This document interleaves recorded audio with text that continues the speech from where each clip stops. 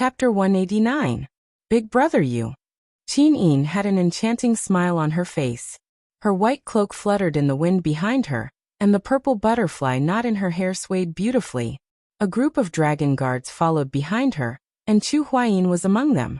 It seemed that Chu Huayin, the commander of the Dragon Guard Battalion, was personally on duty in Zetian Palace today. However, when Qin Yin's gaze landed on the wound on Lin Muyu's shoulder, she immediately became nervous. She walked forward and gently touched the bandage. With a concerned gaze, she asked gently, "Are you injured?" "Yes, it's just a minor injury," Lin Muyu smiled and said respectfully. "Xiaoyin, why are you here?" "I heard that you returned to Zetian Palace to hand in your orders, so I came to take a look." Qin Yin's snow-white hand covered the wound. Suddenly, she activated her power, and a gentle fighting aura slowly seeped into the wound. In the next moment, she revealed a reproachful expression. "The wound is so deep, and you say it's a minor injury. What exactly hurt you?" Lin Muyu smiled awkwardly. "It's really nothing. I'm a royal guard and a martial artist. It's normal for me to be injured." Qin Yi knew that he didn't want to say it. Her gaze landed on Wei Chou. She asked, "What's your name?" "I'm Wei Chou." Wei Chou was extremely nervous. He could finally talk to the heir of the empire. Moreover, she was the #1 beauty of the empire. How could he not be nervous and excited? Qin Yi asked, "Wei Chou, how did my big brother you get injured?" Wei Chou was taken aback, and Lin Muyu hurriedly gestured for him to keep quiet. Wei Chou respectfully said, "Reporting to your highness, Lady Lin Muyu was injured during our battle with the Umbrella Dragon. Not only that, we also lost a member of the royal guard, Han Xiao." "So that's how it is." Qin Yi moved her red lips. Her eyes were filled with heartache as she said, "It's almost the end of the year. Furthermore, the dragon forest has been sealed off by the heavy snow. The Eagle Nest Battalion shouldn't have been sent out to patrol. Who issued this order?" Wei Chou was stunned. "I don't dare to say." At this time, Che Qiong, the supervisor of the Zetian Palace, was also drenched in cold sweat. He hurriedly walked forward, cupped his fists, and knelt on the ground. He said, "Your Highness, this is my order. This old subject has committed a capital offense. Please forgive me, Your Highness." "Supervisor Che Qiong?" Qin Yi raised her eyebrows. "What order did you give to the Eagle Nest camp? Before the end of this winter, obtain a light attribute spirit stone that is more than 6,000 years old. Is this the reason why Lady Lin Muyu was injured?" Qin Yi was slightly annoyed. "Che Qiong, as the supervisor of the Zetian Palace, don't you understand how important the lives of the royal guards are? Father, the emperor, has told you that the target spirit stone of the royal guards cannot exceed 6,000 years old. Otherwise, it is equivalent to sending them to their deaths." Che Qiong's entire body trembled. He said in a trembling voice, "Your Highness, this old subject knows his mistake. It's just that His Majesty invited the famous blacksmith Yu Qiyan from the Heaven's Pivot Province to forge a light attribute divine weapon for Your Highness. It is also because of this that this old subject issued this order to the Eagle Nest camp. I hope that Your Highness can forgive this old subject's capital offense." Qin Yi sniffled. The displeasure on her face lessened a little. She said calmly, "There can't be a next time. At least, you can't let Lin Muyu fall into trouble again. Otherwise, you can forget about being the supervisor of the Zetian Palace." "Yes, thank you, Your Highness." At this time, the extremely handsome Yu Qiyan walked over. He respectfully cupped his hands and knelt on the ground. "Your Highness, I am Yu Qiyan. I am the eldest son of the Yuqi family of the Heaven's Pivot Province. This time, I was invited by His Majesty to come all the way to the imperial capital. I am only willing to forge a sword that is at least profound grade rank 4 or above for Your Highness.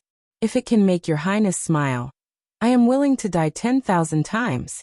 Ever since Qin Yi became an adult at the age of 16, she had always been regarded as the #1 beauty of the empire. The legend of her unparalleled beauty had long been known by the whole world. Therefore, the children of the major provinces naturally could not stop admiring this heir of the empire. The Yuqi family was also considered to be illustrious in the Heaven's Pivot Province. They had a wide influence. Yu Qiyan wanted to use this time's forging to get close to Qin Yin. In the face of Yu Qiyan's reverence, Qin Yin maintained the majesty and cultivation of the eldest princess. She gracefully bowed and said, "Then I will have to trouble Lord Yu Qiyan." Yu Qiyan smiled slightly. "Your Highness need not be angry at Lord Chaiqiang. After all, he gave this order for your weapon. Moreover, the royal guards are loyal soldiers who are willing to die for the emperor. Even if they die in the line of duty for your Highness' weapon, it would be an honor for them. Your Highness, am I right?" Qin Yin's pair of beautiful eyes flashed with anger. She still maintained a seductive smile. "Lord Yu Qiyan's words are not without reason. I understand.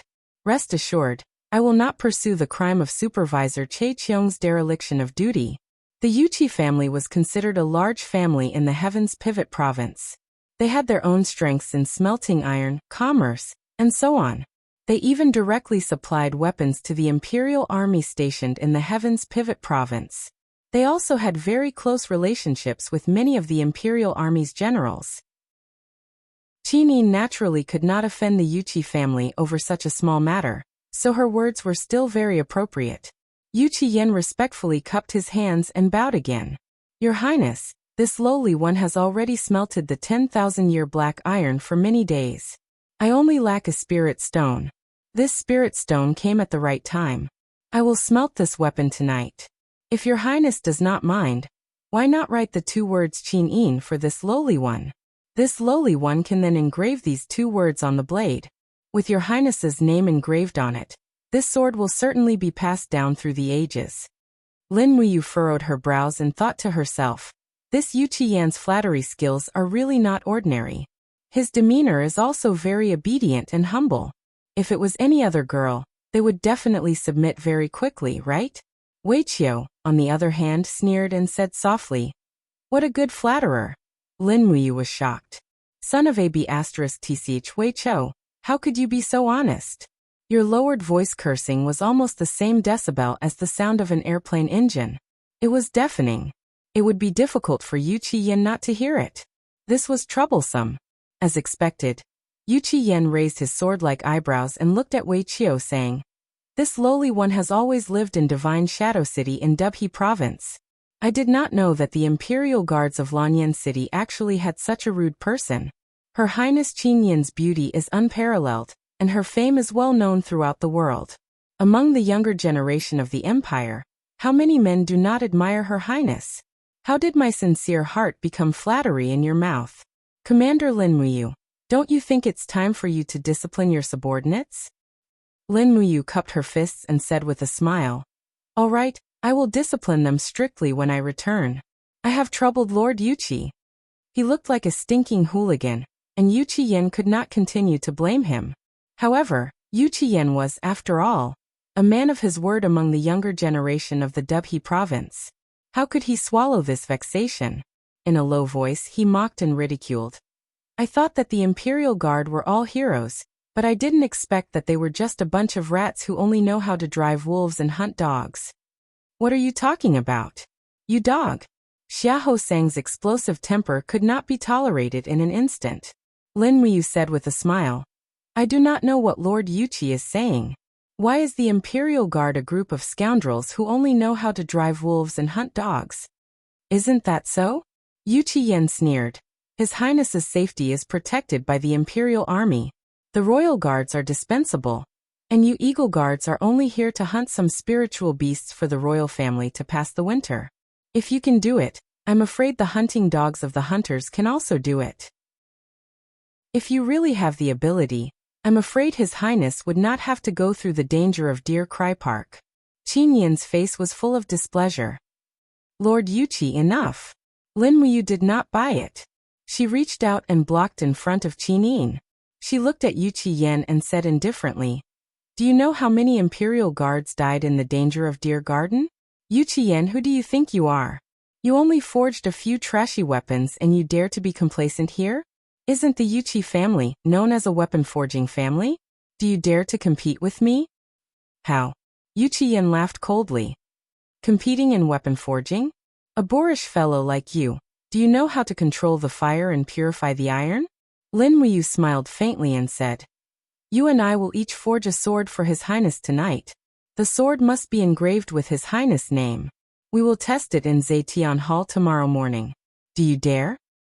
Why not? What are the stakes? Yu Qiyan laughed coldly with a card up his sleeve. I will bet however much money you brought to Lanyan City this time. Yu Qiyan gritted his teeth and said, I didn't bring too many gold coins, but I brought 200,000 gold notes from the Imperial Bank of Gold. Do you dare to bet? Why not? Lin Muyu was even more confident and said, Then please bear witness to this bet, Your Highness. All right. Qin Yin looked at Lin Muyu with some doubt. She did not know that Lin Muyu knew how to forge weapons. Even Lin Muyu's weapons were bought by Qin Yin after he earned money from his alchemy skills. In truth, Lin Muyu did not want to stand out at first. He also wanted to hide the fact that he was good at forging, but Yu Qiyan was too overbearing this time.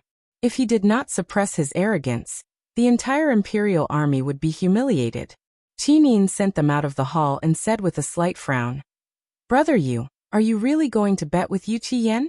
It is said that apart from a few old fellows from Tianshu province and Lingnan, there are very few people who can forge a sharper weapon than him. Don't worry. Lin Muyu looked at the attendant at the side and said, Bring a brush and ink. Have His Highness write his name for me. Yes, Your Highness. A few minutes later, the brush and ink arrived, but the empty Zetian Palace did not seem to have a place to place the paper.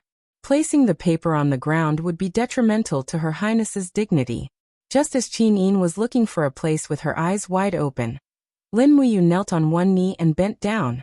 She said, Little Yin, place the paper on my back and write. Can I? Qin Yin giggled. Why not? All right then.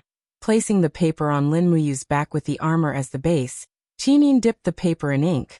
Her left hand held the long sleeve of her right hand, and with a blissful smile on her face, she quickly wrote the book. Lin Muyu stood up and held Qin Yin's words in her hands. Blowing on the ink, she could not help but praise Qin Yin's handwriting. This semi-cursive script seemed to have the essence of Wang Shiji. In terms of calligraphy, Lin Muyu would probably never be able to match up to her in this lifetime. All right, we will see you tomorrow. Come before the sword contest. Got it. Chapter 190. After returning to the Eagle Nest camp in the afternoon, he immediately closed the gates and began forging. He still had some 10,000-year dark steel left from the Imperial Merchant Guild. Along with the Thunder Radiance Umbrella Dragon Spirit Stone, he believed that the forged weapon would not be inferior to Yu Qiyan's. At this time he felt a slight itch on his shoulder. The wound had already begun to scab over. The effects of the first-rank healing medicine were indeed frighteningly good. The treasure refining cauldron was brought out, and began to smelt the 10,000-year dark steel. Perhaps it was due to the increase in strength, but his battle aura had become purer. In less than an hour, nearly 30 kilograms of 10,000-year dark steel had been completely melted. Strands of starlight rose from the molten iron, and under the burning of the 6th-level heavenly flame, the purity was quickly refined. Not long after, the 30 kilograms of dark steel had become around 20 kilograms. This was also what Lin Muyu wanted to see. Although Qin Yin's cultivation was not ordinary, she was still a girl. The sword she used could not be too heavy, at least not as thick and heavy as her dragon spirit sword. She took out the 10,000-year umbrella dragon spirit stone and placed it into the treasure refining cauldron. After about 2 hours, the umbrella dragon spirit rushed out from the spirit stone and howled towards Lin Muyu. Dang! The treasure refining cauldron's flame barrier quickly repelled the umbrella dragon's attack. Lin Muyu pulled out the dragon spirit sword and slashed out with a roar. Immediately, a formless aura enveloped the area, and the sword light destroyed the umbrella dragon's beast spirit. The beast spirit's power immediately surrendered and slowly sank into the molten iron. This was considered complete. Lulu, Lin Muyu called out and said, I want to forge a sword for Xiao Yin. Help me choose a sword model that is suitable for girls, the more elegant and refined ones. Lulu chuckled. All right. Fortunately, I brought along the weapon database when I transmigrated with you. There are many, many sword models. Lulu will help you select a few for you to choose from. All right. Not long after, A series of light screens appeared in front of Lin Muyu. Lulu picked out more than a dozen elegant and exquisite sword models, and almost every one of them was very beautiful. Finally, Lin Muyu chose one of them. The blade was ordinary in width, but it was very thin. Moreover, the body of the sword was engraved with a simple flower totem, which matched the shape of the empire's purple Linghua very well. Afterwards, Lin Muyu unfolded the handwriting of Qin Yin's name and said, "Lulu, scan the outline of these 2 words and engrave them on the blade near the hilt. Is that okay?" A piece of cake. Lulu's light form danced in the air above the paper, and very soon, the engraving of the 2 words Qin Yin appeared on the sword model. This sword was slowly taking shape. Lin Muyu closed her eyes and poured her spirit sense into the blade, starting to refine the compound edge. This kind of edge came from modern weapon forging techniques, but it was compatible with ancient weapon forging techniques. This was also one of the reasons why Lin Muyu's weapons were so sharp and sturdy. The dragon spirit had been tempered into a total of 10 compound edges, but perhaps because the iron and the purity of the refined soul weren't high enough, Lin Muyu couldn't continue after she had tempered 8 compound edges. However, it was still not bad. At the very least, this sword's grade was definitely far higher than the prairie fire sword. An entire afternoon was spent on this sword, and the forging was finally completed before dinner. Puchi. When Lin Muyu placed the sword into the pool, steam immediately filled the air. Lin Muyu reached into the water and fished out the sword. She smiled and said, "This sword does not have a name yet. Since little Yin's name is on the hilt, I will call it the Purpling Sword." Lulu chuckled and said, "And a good name." Lin Muyu channeled her strength into the Purpling Sword, and in the next moment, a golden dragon light appeared around the blade, proving that this sword had already entered the saint rank. "Congratulations, big brother. This is a 7th tier saint rank sword," Lulu said with a smile. Lin Muyu nodded with a smile. She found a scabbard that suited her ears better from the spare scabbard in the room, and sheathed it with a clang. The sound of the sword ringing lingered for a long time. It was indeed a good sword. In fact, it wasn't much inferior to Qin Jin's Desolation sword. Next was the real highlight. It was time to reforge the demonic noise saber. Drawing out the demonic noise saber from the pouch at her waist, she spread her hands and gathered her fighting chi between the blades. She controlled the demonic noise saber to form a 4-edged flying saber. This was the true form of the demonic noise saber, and it was also the form with the strongest killing power. It had an extremely strong penetrative and destructive power. However, against a true expert, the demonic noise saber would be useless.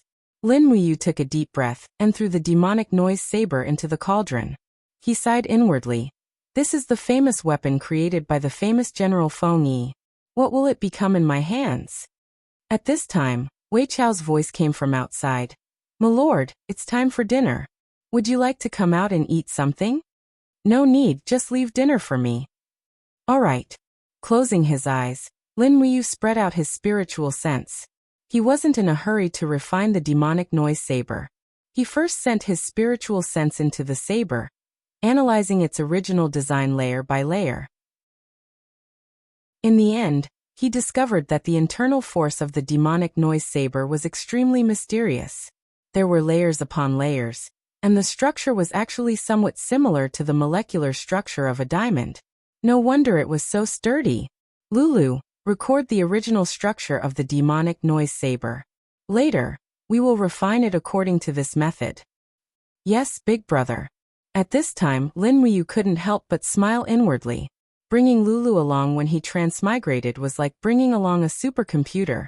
The reason why he was able to live so smoothly in Lanyan City was because of Lulu's contribution. The heavenly fire slowly lingered around the demonic noise saber. It didn't completely melt it, but refined and purified it layer by layer. It turned out that the person who created the demonic noise saber definitely didn't have such exquisite craftsmanship. In terms of purity, it was much inferior. Furthermore, Lin Muyu also discovered that the metal of the demonic noise saber was very mysterious. It didn't belong to the categories of dark iron, cold iron, or wrought iron. It was somewhat similar to the iron of the dragon spirit sword. It was an unknown metal brought by a meteorite from outer space, but its hardness and strength were undoubtedly strong. After about 3 hours of tempering, all the impurities in the demon noise saber had been purified. The entire demon noise saber had shrunk by almost a size. However, the blade was glowing, sharper, and more nimble. At this time, the crucial moment had arrived. It was time to refine the 13,400-year-old Sky Beast Spirit Stone. Lin Muyu took a deep breath. With a grave expression, she placed the Heaven Beast Spirit Stone into the crafting cauldron, as if she was facing a formidable enemy. Needless to say, the beast's soul backlash from this spirit stone would definitely be extraordinarily strong. In fact, Lin Muyu was already mentally prepared to fight to the death. Moreover, the Heaven Beast was beheaded by her in 3 slashes, so its hatred for her wasn't small. It wouldn't be easy to make this ferocious beast's soul completely submit to her. However, if she couldn't truly tame the Heaven Beast's soul, then the plan to reforge the demonic noise saber would be considered a failure. Roar, roar. The faint roar of the Heaven Beast came from the spirit stone, sending a chill down Lin Muyu's spine. The heavenly fire in the crafting cauldron lingered around the spirit stone like a skirt, burning and refining it inch by inch. The Heaven Beast's spirit stone was extraordinarily stubborn. Fortunately, Lin Muyu's battle aura had become extremely pure under the refinement of the Dragon Forging Bone Remnant Scroll, and was far more vigorous than cultivators of the same rank. Even so, it took her nearly 5 hours to successfully refine the spirit stone in the middle of the night. With a crackling sound, the outer layer of the spirit stone slowly peeled off under the scorching heat of the fire, revealing the golden layer of spirit energy within. It's coming, Lin Muyu's heart trembled. Sure enough, an invisible beast soul pounced toward her in a golden light. The Heaven Beast finally launched its counterattack. With a pung sound, it directly smashed the flame barrier of the crafting cauldron. However, Lin Muyu was already prepared. She opened her right hand, and the dragon spirit sword rotated rapidly. The dragon flame spiral break pierced the abdomen of the Heaven Beast's soul. Pung.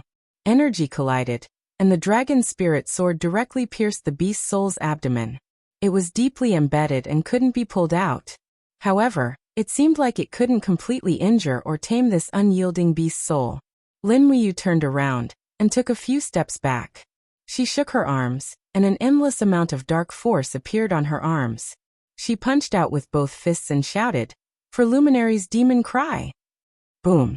The mighty 7 Luminaries' dark force almost shattered half of the Heaven Beast's head, but the beast was still unwilling to surrender. With a low roar, it placed its claws on Lin Muyu's shoulders and opened its bloody mouth to devour Lin Muyu's head. It's over. Am I going to die? Lin Muyu was shocked, and her heart was filled with despair. At this moment, time seemed to stop, but the blood in Lin Muyu's body boiled like never before. The boiling power in her blood was about to burst out. Finally, with a clear dragon roar, a 5-clawed golden true dragon covered in raging flames broke out of her body and directly hovered around Lin Muyu's body. The golden dragon opened its mouth and roared at the Heaven Beast with the majesty of a king. Roar, roar. The dragon's roar was like an invisible domain attack, which prevented the Sky Beast from biting down no matter how hard it tried. The Sky Beast even showed a trace of fear when it saw the true dragon's constellation. It whimpered and crawled back into the crafting cauldron. Then it knelt on the ground with its claws and slowly lowered its head. It actually showed a look of subservience. Lin Muyu was very pleased. Even a divine beast like the Heaven Beast couldn't do anything in front of a king true dragon. Was this the law of heaven and earth? The strong were respected, and the weak could only submit. While feeling proud, he didn't forget to pretend to be arrogant. Evil creature, you won't know how powerful I am if I don't show my true appearance. Lulu giggled. Brother, that's enough. Hurry up and refine it. Chapter 191. After taming it, the heavenly fire lingered around the beast's soul, slowly burning it into starlight that seeped into the demon noise saber. At the same time, Lin Muyu's heart stirred as if she could feel the Heaven Beast's submission to her. The demon noise saber trembled slightly, and with a hum, a golden light flew out from the demon noise saber and transformed into a miniature version of the Heaven Beast. It arrogantly entrenched itself beside Lin Muyu's leg, and even raised its head to rub against his knee, acting like a spoiled child. Lin Muyu was secretly delighted. With a divine beast-level refined soul, like the heaven beast guarding the demon noise saber, the lethality of this demon noise saber would definitely be incomparable to before. The tempering of the blade was abnormally smooth this time. It wasn't until Lin Muyu had tempered 12 compound edges that she felt she couldn't continue tempering. There was no doubt that this demon noise saber would be even sharper than the dragon spirit sword. The flame slowly dimmed, and the demon noise saber sank into the water to cool down for a moment. Lin Muyu picked it up again, and with a light grip, she could feel the resonance between the heaven beast's soul and herself. Her soul and the demon noise saber's refined soul had already harmonized. In other words, they had already signed a soul contract. As long as this demon noise saber was in Lin Muyu's hands, its power would multiply. What rank? Lin Muyu asked. Lulu said. 3rd rank Saint grade, 1 rank higher than the dragon spirit sword. Wow, Lin Muyu grinned and said. I wonder how powerful it is. Big brother will know once you try it. This time, there was no need to throw it. With a thought, Lin Muyu transformed her battle chi into an invisible force and infused it into the demon noise saber. The demon noise saber immediately flew out with a flash of golden light. Moreover, in its flight path, the demon noise saber actually became invisible with a shio sound, leaving only a sharp whistling sound. He's invisible. Lin Muyu was dumbfounded. Lulu said, That's right, big bro. This demon noise saber is a light-type weapon because it refined the Sky Beast's soul. The Sky Beast's signature skill is to use the camouflage effect of the law of light to copy the light from its back onto its front, creating an instant invisibility effect. This demon noise saber is the same now. As long as Big Bro uses his battle chi, it can become invisible. Great. Lin Muyu was ecstatic. This was a true hidden weapon.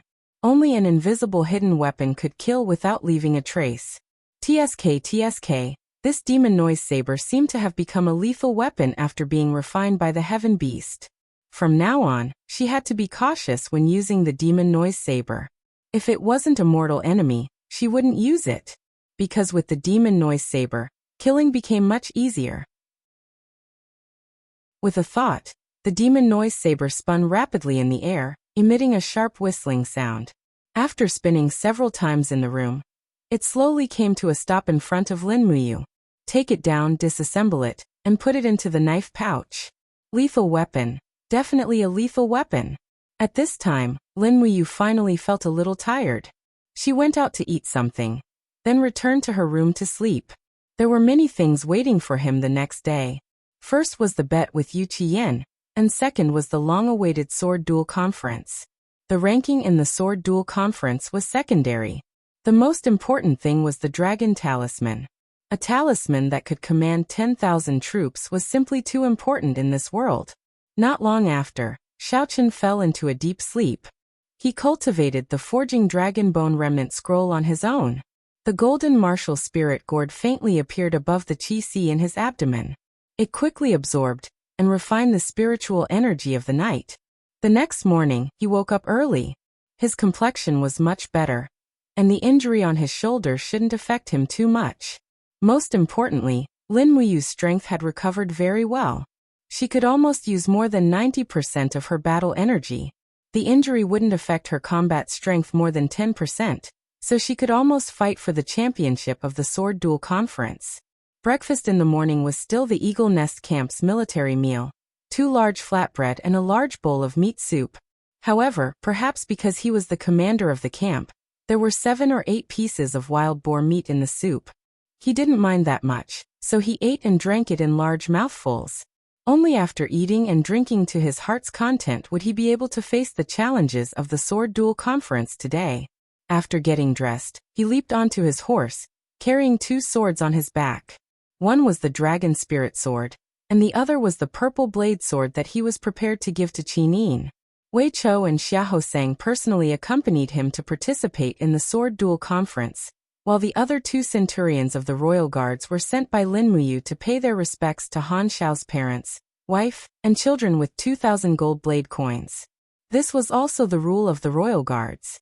Once someone died in the line of duty, they would have to compensate them with 2,000 gold blade coins.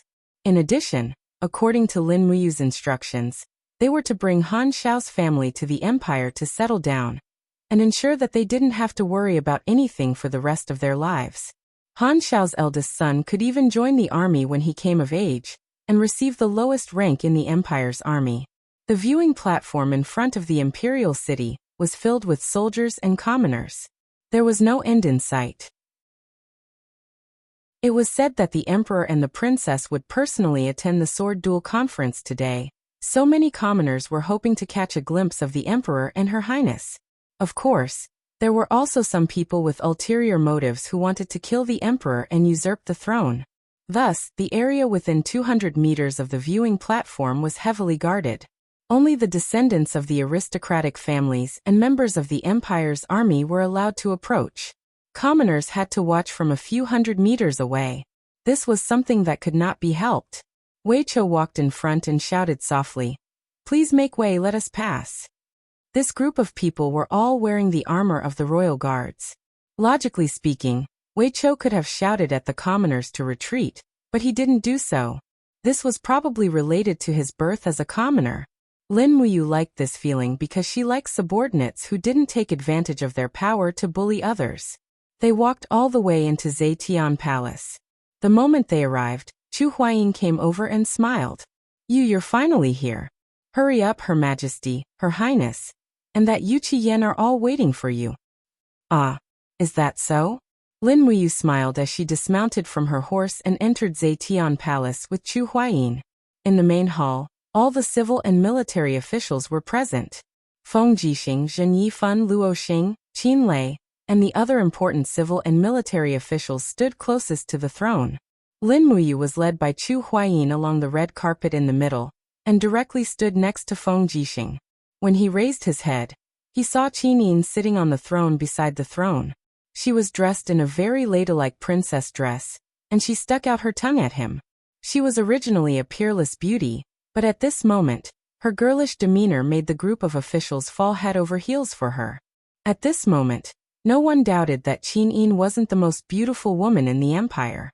Qin Jin smiled and said, You're here? I heard that you made a bet with Yu Qiyan from the Yuqi clan yesterday, to see who could forge a better weapon for Her Highness Yin. It just so happens that I'm here today to witness it with my own eyes. Lin Muyu nodded and took out the purpling sword wrapped in black cloth from her back. She smiled and said, This sword is called the purpling sword. If you like it, Xiaoyin will like it. Yu Qiyan laughed coldly and walked forward. He held a long sword in a white jade scabbard and said, Purpling sword?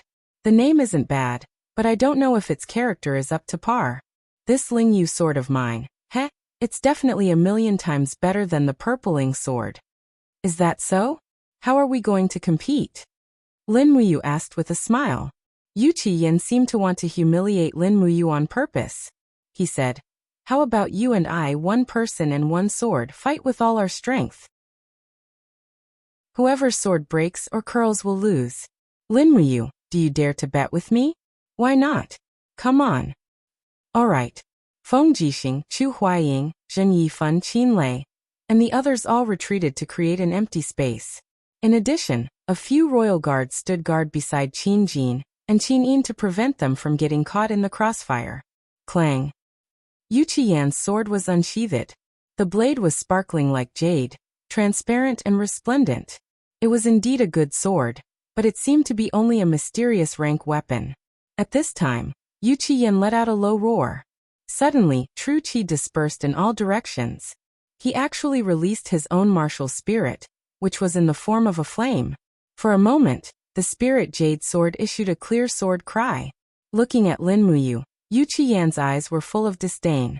What, you don't dare to draw your sword? Lin Muyu laughed inwardly and slowly untied the black cloth covering the sword. Although the scabbard was exquisite, it was plain and unadorned compared to the other's white jade scabbard. This made Yu Qiyan laugh coldly. This kind of trash actually dares. Clang. The purple ink sword was unsheathed. Lin Muyu deliberately didn't release the light of the purple ink sword Saint Beast. She held the sword with one hand and held it horizontally like a master.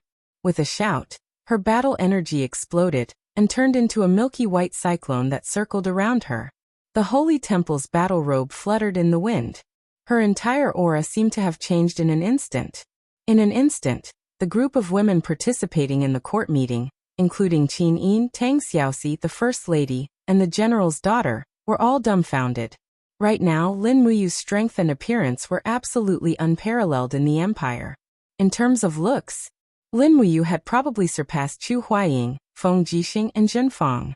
You has stepped into the second sky of the heaven realm. Feng Jixing laughed. Chu Huaying nodded. This brat is advancing really quickly. At this moment, an envoy dressed as a foreigner couldn't help but exclaim, "The strength of the great Qin's royal guards is truly invincible." Qin Jin gently stroked his beard, his eyes full of praise and gratification. The son he wanted was someone like Lin Muyu. The Qin Empire didn't need sheep, it only needed lions. Come on. Lin Muyu looked at Yu Qiyan provocatively. Yu Qiyan knew that he couldn't compare to Lin Muyu in terms of strength, but a clash of weapons didn't rely entirely on strength. Lin Muyu's sword was simple and unadorned. Although it looked elegant and refined, it was definitely not useful. He still had a chance. Ha! With a loud shout, Yu Qiyan raised his sword and slashed forward. His true qi was instantly raised to the peak. Lin Muyu rushed forward, and in the blink of an eye, her battle energy surged into the sword. Immediately, a golden dragon coiled around the blade. In an instant, Yu Qiyan's face turned purple. He knew he had lost. Clang! They brushed past each other, and a clear sound rang out. Yu Qiyan's spirit jade sword had been broken into two under the head-on collision. How is this possible? The spirit jade sword is a mysterious grade 3rd stage. Yu Qiyan withered like a frosted eggplant. Chapter 192. Lin Muyu had broken the proud work of the weaponsmithing master, Yu Qiyan, with a single strike. This was undoubtedly shocking news. Many important officials had thought that Lin Muyu, a member of the Imperial Guard, would definitely lose, but no one had expected that Lin Muyu would win so cleanly. The Yuqi family's treasured sword had not been damaged, but had been directly broken and destroyed. Mu has indeed won.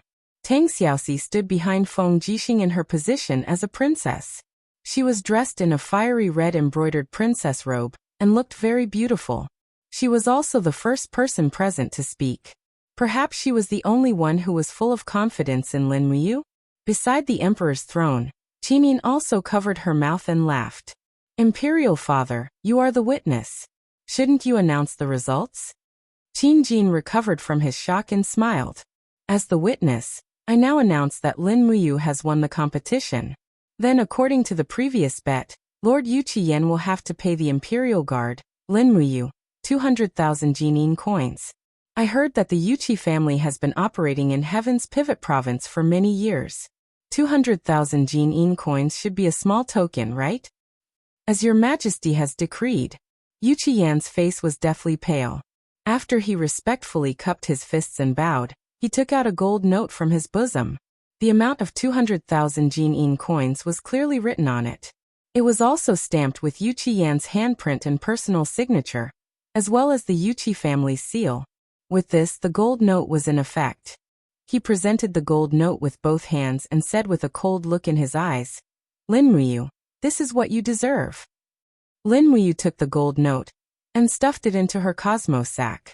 She cupped her fists and smiled. Thank you, Lord Yu Qiyan, for your reward. Emperor Qin Jin laughed and said, You may enter the ranks. Yes. Originally, Lin Muyu did not have the qualifications to be one of the ministers in the imperial court. After all, he was only a mere level 6 young dragon general. Those who were able to stand here were at least of the 3rd grade. However, today was the day of the sword duel tournament, so he was exempted from being a military general. There were 2 people standing behind Qin Lei. One was the Dragon Guard commander Chu Huaying, the other was the Tiger Guard commander Zhuge Yin. Hence, there was still one more position that belonged to Lin Muyu, the Eagle Guard commander. But just as Lin Muyu was about to walk over, Yu Qiyan, who was behind her, growled, Lin Muyu, wait. What's wrong? He slowly turned around. There was a trace of doubt in Yu Qiyan's eyes as he said, According to what I know, a weapon that can break a profound rank 3rd level sword should at least be a saint rank weapon. Just now I saw the saint be soul of your sword. You, where did you get this sword from? Logically speaking, with your age, it's impossible for you to comprehend the craftsmanship of fire and iron, and forge a saint-rank weapon, right? He knew that this matter would not be resolved so easily. If he did not give an explanation, Lin Muyu would definitely not be able to get past this obstacle. Hence, he cupped his fists and smiled, saying, "Not long ago, a hermit who was well versed in the art of blacksmithing passed by Lanyan City, and just happened to stop at the back of Eagle Nest Mountain. Thus, I have some relations with him, so I bought the materials and asked him to forge this purple ink sword for me to present to Her Highness. Lord Yuchi, our bet was only to see who could take out a stronger sword. It did not say that I had to forge it myself." "I see." Yuchi-yen actually laughed. He must have felt that he was still the strongest blacksmith of the younger generation in the world. Hence, he regained some confidence and cupped his fists with a smile, saying, "Although Lord Lin Muyu played a trick, but I, Yuchi-yen, am willing to concede defeat. These 200,000 Jinin coins shall be considered as a gift to the Eagle Nest camp." "Thank you, Lord Yuchi, for your generosity." Lin Muyu walked forward with the purple ink sword in her hand. She looked up at Qin Jin from afar and said, "Your Majesty, Lin Muyu hereby presents this 7th rank saint rank purple ink sword to Her Highness. I hope that your Majesty will allow it." Qin Jin smiled happily and said, "Of course. Xiao Yin is your sister, so it is only right that you, as her brother, should do the same. Xiao Yin, hurry up and accept your big brother Yu's gift." Qin Yin was even more overjoyed. She walked to the edge of the golden steps and reached out to hold the tassels under her princess robe. She walked down the steps in a very ladylike manner. Her beautiful eyes were in high spirits as she looked at Lin Muyu with a smile. Her eyes were filled with deep affection. She raised her face to look at Lin Muyu, and her facial features suddenly became restrained. She obediently made a face at Lin Muyu and said with a smile, "Big brother Yu, thank you for your purple ink sword." Looking at the eldest princess who was as beautiful as a fairy, Lin Muyu couldn't help but feel her heart sway at this moment. She presented the sword and said, "Your Highness, please examine it and see if you like it." Qin Yin took the sword and pulled it out of the sheath with a dang sound. The blade was surrounded by a faint flame dragon pattern, and the overall design was very exquisite and elegant. Near the hilt of the sword, the 2 words Qin Yin were engraved. That was her own handwriting. Under the surging power of the sword spirit, a flame lingered around the engraved words, and a flame actually appeared 1 centimeter away from the blade. Qin Yin. It was very beautiful, and after cutting Yuchi Yan's sword in half, there wasn't even a scratch on the edge of the sword. The 8 compound edges were not fake. "Do you like it?" Lin Muyu asked with a smile. Qin Yin sheathed the sword and caressed the sheath lovingly. She said, I like it. Thank you, big brother Yu. As long as you like it. I'm going to join the ranks. In a while, big brother Yu, do your best at the sword duel tournament." "Got it. Thank you, your highness, for your encouragement."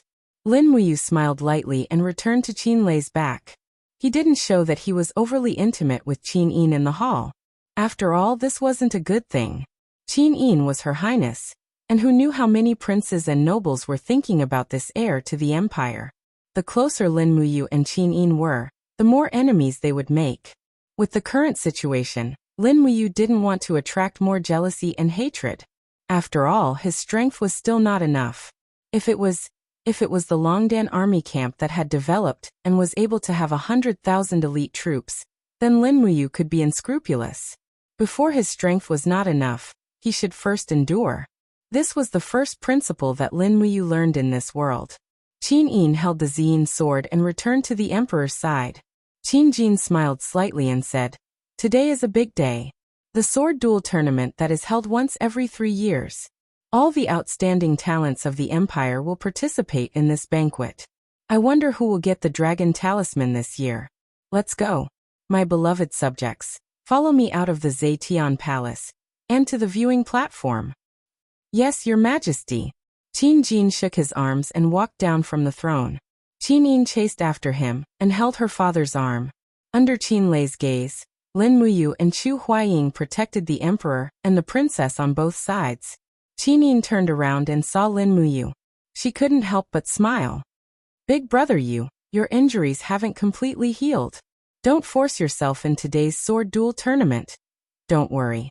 My injuries have more or less recovered. That's good. At the side, Tang Xiaoxi quickly caught up and said with a smile. Mu, if you meet my older brother Tang Bin, you must be careful. His fire fox seal has already been cultivated to the 7th layer. Its power is extremely shocking. Xiaoxi's older brother? Lin Wuyu was stunned. At the side, Qin Yin smiled and explained. In the 7 Seas Tang sect, Tang Wan has a total of 3 sons. The eldest son only has a daughter, Xiaoxi. The second son has 2 sons, Tang Bin and Tang Lu. Duke Lan's third son also has a son and a daughter. The son is called Tang Tian and the daughter is called Tang Wei. It can be said that in the 7 Seas Tang sect, Tang Bin, Tang Lu, and Tang Tian are all important competitors for Xiaoxi. It is still unknown who will inherit Duke Lan's title in the end. Lin Wuyu faintly smiled and said, according to my understanding, in the Qin Empire, the inheritance of titles is passed down to the eldest and not the youngest. If this is the case, Xiaoxi is the eldest son's daughter, so her chances of inheriting the title should be the highest, right? Tang Xiaoxi shook her head and said with a smile, it's not like what you think, Mu. The 7 Seas Tang sect cultivates a secret art called Fire Fox Seal. The Fire Fox Seal has a total of 9 layers. It is the Tang sect's most overbearing secret art. Cultivating it with the Fire Fox martial soul will yield twice the results with half the effort. So generally speaking, whoever has the strongest Fire Fox Seal will have the most qualifications to become the successor of the Tang sect. As for me, I have almost no chance. Why? Lin Wuyu was puzzled. Tang Xiaoxi giggled. Because, since ancient times, the Fire Fox Seal is powerful and overbearing. All the females in the Tang sect are unable to cultivate it. Only the males can cultivate it. So that's how it is. Lin Wuyu nodded and said with a smile, then Xiaoxi, my condolences. Tang Xiaoxi giggled. I don't care who the successor of the Tang sect is. It's fine as long as grandfather dotes on me. Lin Wuyu didn't say anything else. Perhaps it was better to be like Tang Xiaoxi, who had no desires or demands. Outside the imperial city, when Qin Jin, Qin Yin, Tang Xiaoxi, Qin Lei, and the other members of the imperial family stepped out of the Zetian Palace Hall's entrance, the commoners in the distance cheered. Everyone squeezed together, wanting to see the Emperor and Her Highness' true faces. Be on guard, protect the safety of His Majesty and Her Highness. Qin Lei shouted in a low voice. Immediately, a group of dragon guards and tiger guards spread out one after another, forming a 4-sided formation to protect the Emperor, the Princess, and the civil and military officials. However, these imperial guards didn't use a shield formation, because this would make it seem that the Emperor wasn't close to the commoners. However, looking at the sea of people and the cheers in the distance, Lin Wuyu couldn't help but feel a little astonished. It was really very rare to have such popular support. As the commander of the Eagle Guards, Lin Wuyu's position was getting further and further away from the Emperor and the Princess. Instead, she was walking side by side with Feng Jixing. Both of them had long swords strapped to their waists, their hands on the hilts of their swords, and their heroic white robes fluttered in the wind, looking very beautiful. Looks like His Majesty can also be considered to have the support of the people. Lin Wuyu said softly with a smile. The corner of Feng Jixing's mouth curled up, and he said, ever since His Majesty ascended the throne, it can be said that he has proclaimed benevolence and virtue to the world. Although he fought in the north and south in the early years, he never raised taxes. Under the protection of the imperial capital, the weather in the 8 northern provinces is smooth, and there hasn't been any war for more than 10 years. The commoners live and work in peace and contentment, so naturally they will support this good emperor. I see. Lin Wuyu wanted to say something, but she stopped herself. In fact, everyone understood that Qin Jin was more than benevolent, but lacked the authority of a monarch. Otherwise, there wouldn't be such undercurrents surging in the imperial army. Chapter 193.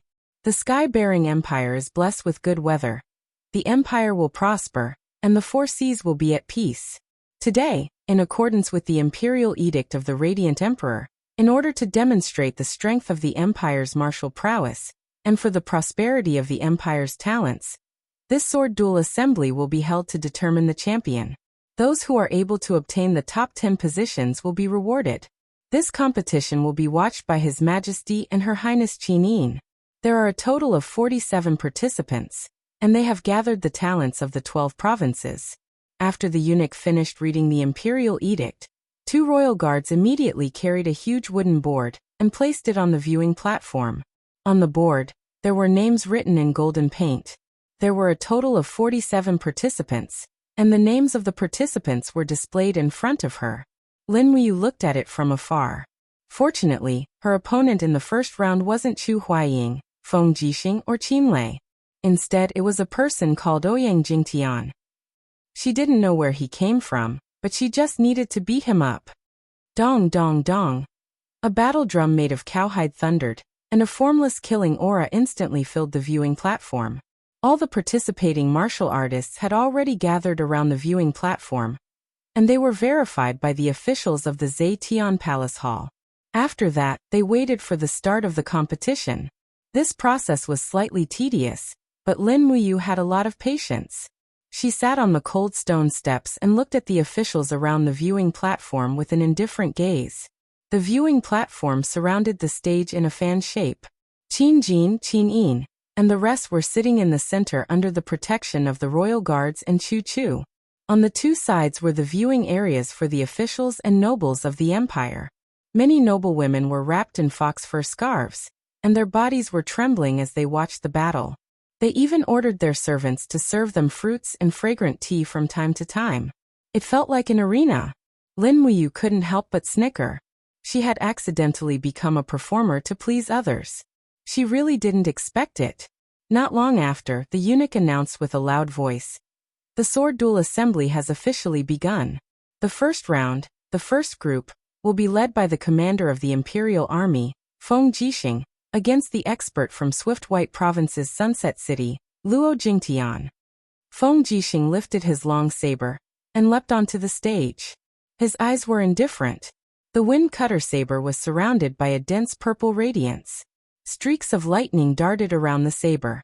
Feng Jixing had already released his purple electric flame wolf martial soul the moment he stepped onto the stage. It was clear that he was going all out. Although Luo Jingtian was below the age of 35, he already had a beard. He cupped his fist and smiled. "I never thought that I would encounter General Feng in the first round. This subordinate is in trouble."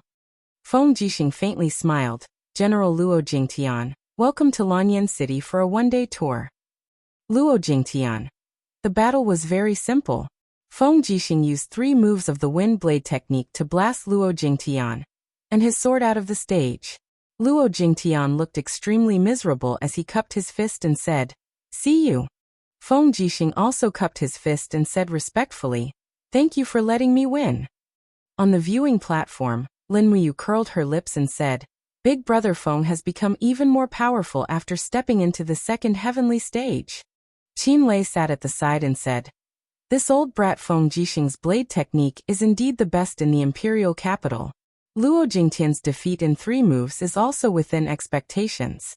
On the other hand, Chu Huaiming, you actually advanced to the next round without a draw. You are really envious of others." Chu Huaiming was in a daze as he looked into the distance. In the direction he was looking at, there was also a beautiful girl staring at him in a daze. It was none other than Zhen Xiang, who was sitting beside Jin Yifan and Zhen Fang, the eldest daughter of the Divine Marquis residence. Lin Muyu couldn't help but smile. Someone's mind has already wandered off. At this moment, Feng Jixing also walked over with his blade in hand. He looked at Chu Huaiming and revealed a disdainful expression. He smiled and said, "Our brother Chu doesn't have much future prospects in this lifetime. This kind of love really gives me goosebumps." Qin Lei grinned. Lin Muyu also laughed. At this moment, another person walked over. It was Qin Yan, who was wearing the Saint Sanctum's Gold Star instructor robe. "Hi, Big Brother. Big Brother Lin Muyu is also here. Yan is here." Qin Lei smiled and said, "How long until your turn?" "I'm in the 7th group, no hurry." N. A group of experts gathered together was especially eye-catching. Many of the young ladies from the large clans on the viewing platform looked over here.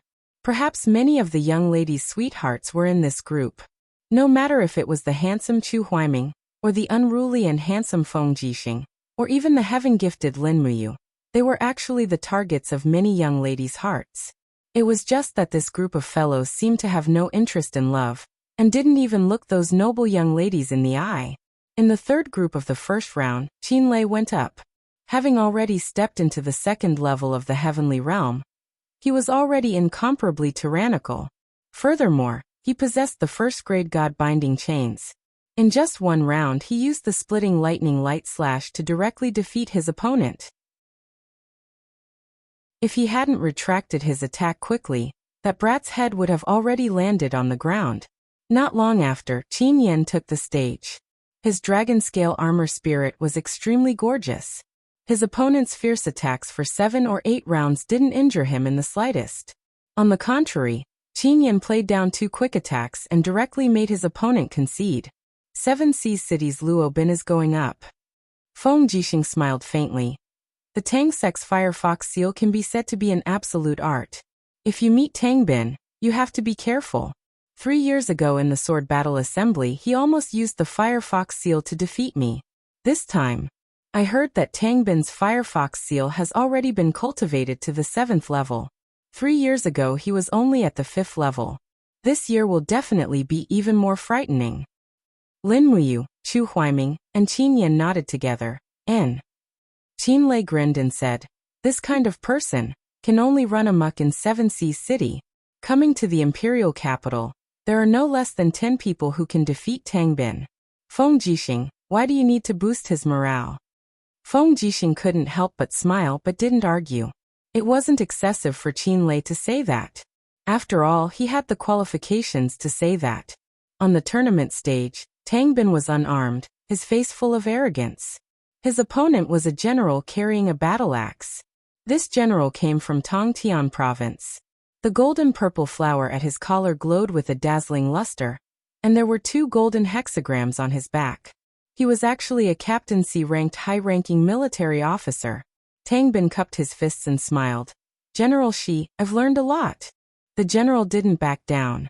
Without saying anything, he waved his battle axe and rushed over with a roar. The axe glowed with a faint glow of Do Qi, and with a swing, it carried a murderous aura. With a simple and violent arc, it chopped towards Tang Bin's chest. Just as he was about to succeed, Tang Bin suddenly leaned back. It was actually a beautiful iron bridge. Roar! The Firefox martial spirit cried out, and flames began to linger on his battle boots. Tang Bin took the opportunity to kick the opponent's wrist, and with a wong sound, the battle axe flew out of the opponent's hand. Tang Bin then flipped himself up, and with his feet on the stone floor he punched out several times with his fists. The attacking general could only raise his arms to block, and the pung-pung-pung sounds of battle chi colliding could be heard. The general could only raise his arms to block, and the pung-pung-pung sounds of do chi colliding rang out. Both of them were at the first level of the heavenly stage, but the general didn't even seem to have the strength to retaliate. Just as his defense was broken, Tang Bin suddenly opened his right palm, and a Firefox imprint gushed out from his palm. He shouted in a low voice, "Heaven Rush imprint." Wang! Flames erupted, and a fiery imprint directly penetrated the general's chest armor. Immediately, the general retreated a few steps, his face pale as he knelt on one knee. The do chi on his body had actually been scattered in one blow. In a trembling voice he said, I lost. The Firefox imprint indeed lives up to its name." Tang Bin cupped his hands and said with a smile, "Thank you for letting me win." Lin Muyu frowned and said, "What a mysterious Firefox imprint. Its power seems to be very violent. If Xiaoxi could also master the Firefox imprint, I wonder who would be stronger than Tang Bin." Feng Jixing said with a smile, "Princess, she is a girl. I'm afraid she will never be able to practice the Firefox imprint." Maybe. Lin Muyu looked at Tang Xiaoxi from afar, only to find that Tang Xiaoxi was also looking at her. Lin Muyu rubbed her nose and smiled at Tang Xiaoxi from afar. Immediately, Tang Xiaoxi's face turned red, and she hurriedly lowered her head. She didn't dare to look at this smelly hooligan, who dared to tease her. In the 13th round, it was finally Lin Muyu's turn to fight. Ouyang Jingtian is a famous expert in the Five Valleys city of the Cangnan province. You have to be careful. I heard that Ouyang Jingtian has exquisite swordsmanship. Feng Jixing kindly reminded. Lin Muyu nodded and smiled. Thank you, big brother Feng, for the reminder. Qin Lei said with a smile. Feng Jixing, don't worry about you.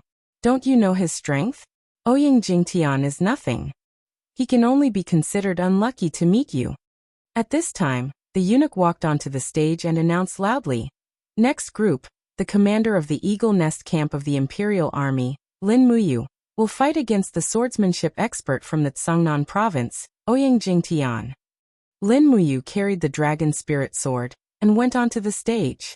Immediately, many people on the viewing platform exclaimed, "Wow, that's Lin Muyu, the Imperial Guard that rescued the Emperor in Dear Song Yuan. How can such a handsome gigolo be so powerful?" Unfortunately, Lin Muyu's spiritual pulse technique was so powerful that she could hear the words of this group of people. For a moment, she felt very depressed. She could only use her strength to prove that she was not a gigolo. Ouyang Jingtian was a 30-years-old man.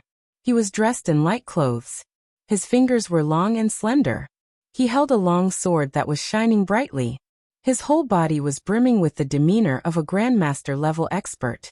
Of course, this was only limited to the Cangnan province. As for the Lanyan city, no matter how powerful his swordsmanship was, could it be more powerful than the Sword Elder? Lin Muyu's 4-elemental imperial sword was inherited from the Sword Elder. Clang!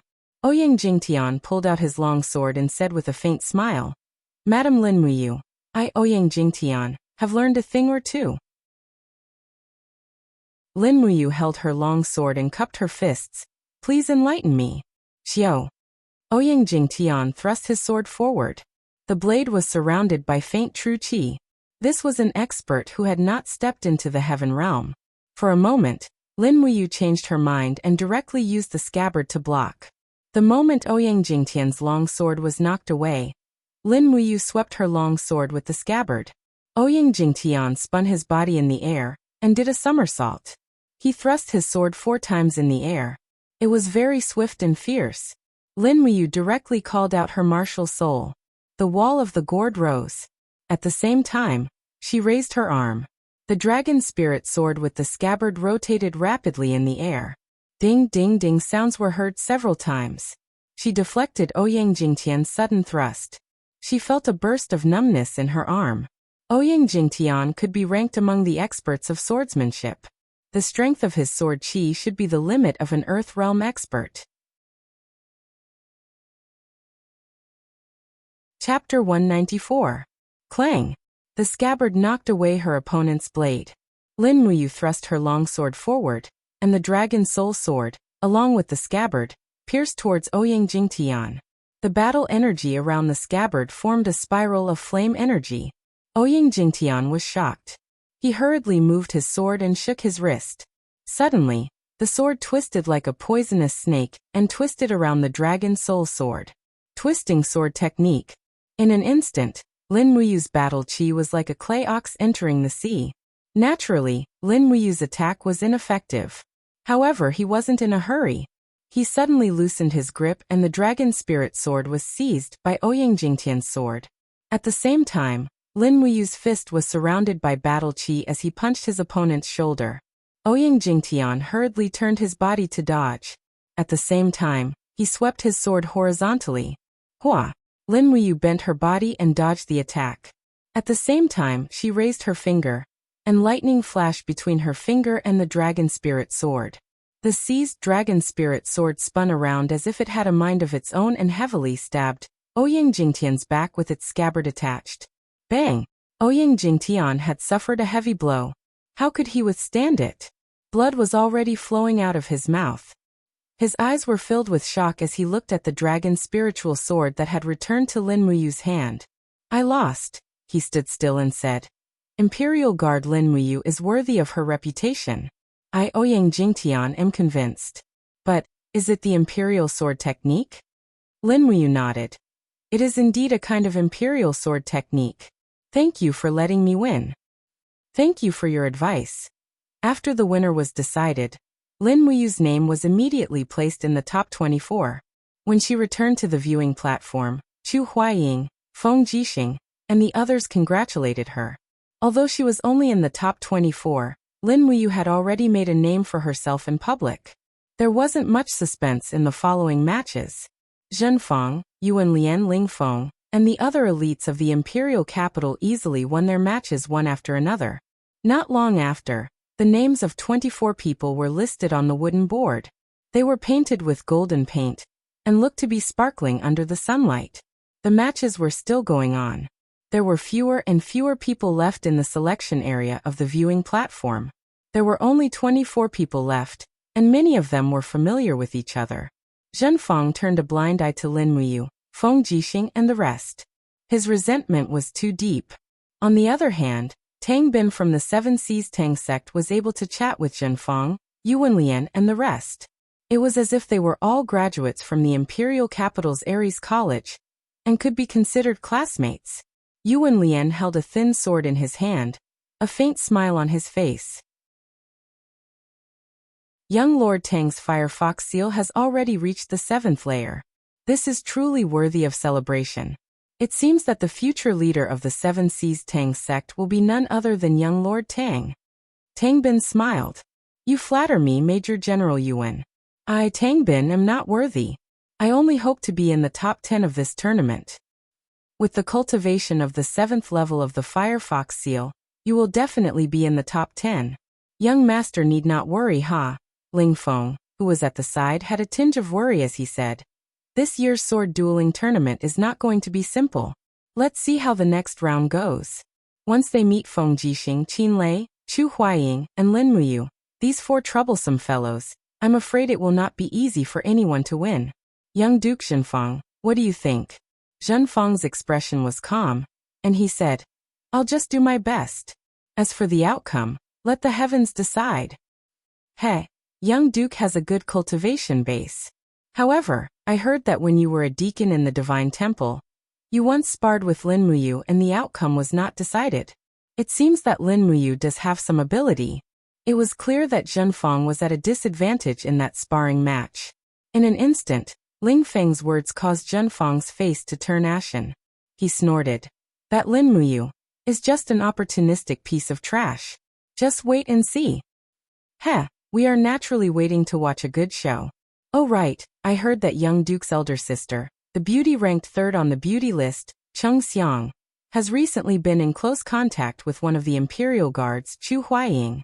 It seems that the Divine Marquis residence also values the status of the imperial guards and wants a good marriage?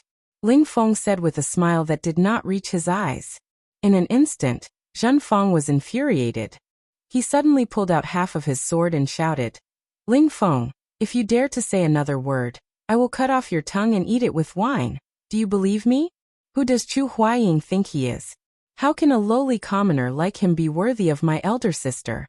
My elder sister is just bewitched. After some time, she will naturally realize that Chu Huaying is not worthy of her. Is that so?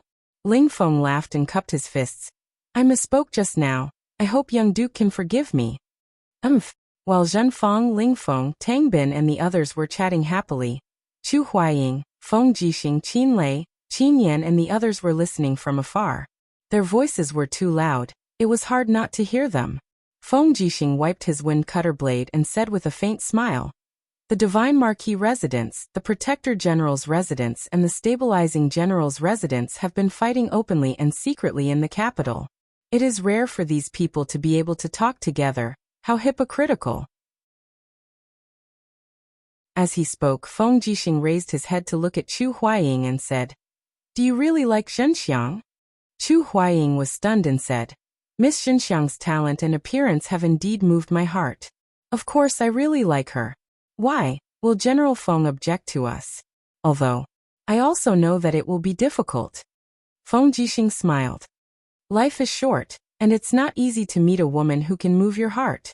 Since you like her, you should be courageous enough to pursue her. As your friend, I will naturally support you. However, the relationship between the Divine Marquis residents and the royal guards is very tense. I'm afraid this path will not be easy. Chu Huaying's expression dimmed. I know. Feng Jixing smiled and said, what do you guys think about old Chu and Zhenxiang? Qin Lei said, I don't understand matters between men and women. Qin Yan said, elder brother doesn't understand, and I don't want to understand. Feng Jixing was speechless. You, what do you think? Lin Muyu laid on the cold stone steps and said slowly, just like what brother Feng Jixing said, if you like someone, you should courageously pursue them. Don't let yourself regret it. However, brother Chu Huaying really needs to protect himself. Zheng Yifan is ruthless. Who knows what he will do? Chu Huaying nodded. Yes, I know what I am doing. At this time, the second round of matchups had already been decided. There were a total of 12 groups, and this time, it was considered a tit-for-tat. Several groups were actually strong opponents. Feng Jixing versus Tang Bin Lin Muyu versus Lingfeng Chu Huaying versus Zhenfeng. As for Qin Lei and Qin Yan, they were quite lucky. The opponents they faced were not too strong, and some had not even stepped into the heavenly realm. After all, it was not easy to reach the heavenly realm. There were not many people who could step into the heavenly realm before the age of 35. Therefore, in the eyes of others, Lin Muyu, Chu Huaying, and Feng Jixing were all rare geniuses. Lifting his sword, Feng Jixing patted the dust off his battle robe and smiled. I'm going. Be careful, Tang Bin's Firefox seal is very powerful. Chu Huaying warned. Don't worry, he is not my opponent. Feng Jixing's confidence was bordering on arrogance, but no one doubted his arrogance. He was the youngest commander in the entire empire, and he was in charge of the capital's 30,000 imperial guards and close to 20,000 scattered troops. His own strength was unquestionable. On the other hand, Tang Bin had a calm expression. Standing on the tournament stage, he cupped his fists and smiled. Tang Bin has experienced Commander Feng Jixing's brilliant moves. I didn't expect that we would meet so early in this year's sword duel tournament. What a coincidence. Feng Jixing smiled slightly. Please show mercy, young Master Tang Bin. Don't let me lose too badly. You must be joking. Come on. All right. Feng Jixing held his sword horizontally, and with a wolf howl, the purple electric flame wolf climbed onto his shoulder. The thunder and lightning caused by his martial soul poured into the sword, and his battle robe immediately fluttered. In addition to his sharp eyebrows and starry eyes, many girls in the capital went crazy and screamed before he even made a move. Tang Bin still fought with his bare fists. He was proficient in the Firefox seal palm technique, so naturally, he would not be afraid of any sword or saber. Here it comes. Feng Jixing took the initiative to attack. With a swing of the wind cutter sword, the wind suddenly rose, and with the power of the law of wind, it was a swift slash, desert gale. Tang Bin did not dare to underestimate it.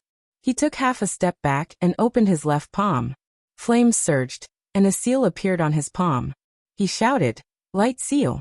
The flames and the gale intersected and exploded. Feng Jixing and Tang Bin each took a few steps back. After stabilizing their breath, they rushed to attack again. Feng Jixing swept across the air and quickly gathered his battle chi.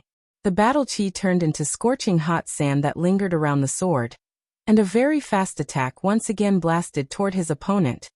Hot sand scorching gold. Tang Bin's expression did not change. He waved his palms, and the Firefox seal appeared on his palm again. He raised both palms and launched the third Firefox seal, Scorching Flame Seal. Hong. The raging flames quickly engulfed the front, and Feng Jixing brandished his sword and rushed out of the flames. The hot sand scorching gold slashed heavily on the opponent's palm seal, and quickly broke it. Feng Jixing ignored the flames on his cloak. His whole body was raging with lightning, and he suddenly slashed down from above. It was the fourth style of his self-created wind-walking saber technique, Wild Thunder Saber. Tang Bin looked up at the sky, and the calmness on his face finally showed some fluctuations. He could feel how powerful and overbearing Feng Jixing's saber was. He opened his palm and directly skipped the 5th level of the Firefox seal, and directly used the 6th level, God Concentration Seal. In an instant, the golden light shone brightly. Tang Bin raised his palm and blasted out like a divine oracle. Boom! The collision of energy in the air formed an impact, and it directly blew the group of nobles on the viewing platform until they let out sharp cries. In the end, under the palm of the god concentration seal, a little blood flowed out from the corner of Feng Jixing's mouth. But his body was in the air, and he didn't land. He directly urged his battle energy, and the purple electric flame wolf howled. He raised the saber with both hands, and immediately, a fiend godstar actually appeared behind him. His battle energy was so strong that it was a little scary. Oh my god! Qin Yan was flabbergasted. When did Feng Jixing cultivate to this level? Qin Lei squinted his eyes. This is the 8th style of his self-created wind-walking saber technique, devouring demonic saber. I've experienced this move before. It's really F*King powerful. It directly hit me until I vomited blood. In the arena, Tangbin didn't feel good. Seeing that Feng Jixing's tyrannical saber was about to land, he could only brace himself and face it. Flames lingered in his palm, and he directly used his strongest move, 5 Qi Seal. Immediately, the 5 Qi of fate in the world crazily surged towards Tangbin. Metal, wood, water, fire, earth, they mutually reinforced and restrained each other. They grew and multiplied endlessly, and turned into a palm force that soared into the sky. Bam!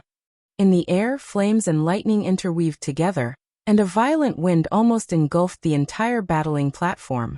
In an instant, the flames were extinguished, and Feng Jixing floated down to the ground. Half of the white robe behind him was burned. He slapped out the flames, and his expression was very calm as he said indifferently, "Did I win?" Puffed. Tangbin vomited a mouthful of fresh blood, and the ground around him was filled with crisscrossed saber marks. He swayed on the spot, cupped his fists and said with a trembling voice, "Commander Feng Jixing's cultivation is indeed extraordinary. Tangbin loses wholeheartedly. Thank you for letting me win. I'll treat young Master Tangbin to a drink later." Okay. Chapter 195. When Tangbin walked off the stage, he could not hide the desolation on his face. His handsome body seemed to have become much more dispirited. The only person sent by the 7 Sea Cities Tang sect was stopped outside the top 12. Perhaps only Tangbin himself knew how much burden he had to shoulder. If he wanted to blame something, he could only blame the heavens for being unfair, and placing him in the same group as Feng Jixing. Although Feng Jixing was slightly injured, his complexion was much better than Tangbin's. He walked off the stage without a change in expression. Facing the congratulations of Chu Huaying, Lin Muyu, and the others, he said frankly, "If it wasn't for Ayu's dream of the peak that helped me break through and step into the heavenly state stage 2, I'm afraid the outcome would have been hard to say. The power of the Firefox Seals stage 7 is truly amazing." Chu Huaying nodded and said, "Next, it's up to you." Ling Feng is the son of the State General Ling Nantian. His father, Ling Nantian, is an imperial general and also a heavenly emperor. Under his father's guidance, Ling Feng can be said to be like father like son. The Ling family's swordsmanship has always been famous for its speed, accuracy, and ruthlessness. Furthermore, Ling Feng is good at hiding his strength and rarely fights, so you must be careful. And got it. Lin Muyu slowly walked down the viewing platform with the dragon spirit sword in hand. In the distance, Ling Feng also stepped onto the stage with a faint smile on his face and a mysterious grade level 2 sword in hand. Although it was not as good as the dragon spirit sword, it was enough to compete. However, Lin Muyu's greatest chance of winning was that he was now at the 2nd heavenly state, while Ling Feng was only at the 1st heavenly state. As long as his swordsmanship did not lose out too much, he would naturally be able to win. Ling Feng hugged the sword in his arms and did not bow. He smiled and said, "Lin Muyu, I heard that your imperial sword technique is amazing. It just so happens that my Ling family's inherited sword manual is famous for close combat. Today, close combat swordsmanship against swordsmanship, interesting." Lin Muyu secretly frowned. This Ling Feng was indeed extremely arrogant.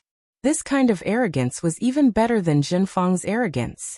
It seemed that the state general had really spoiled this son.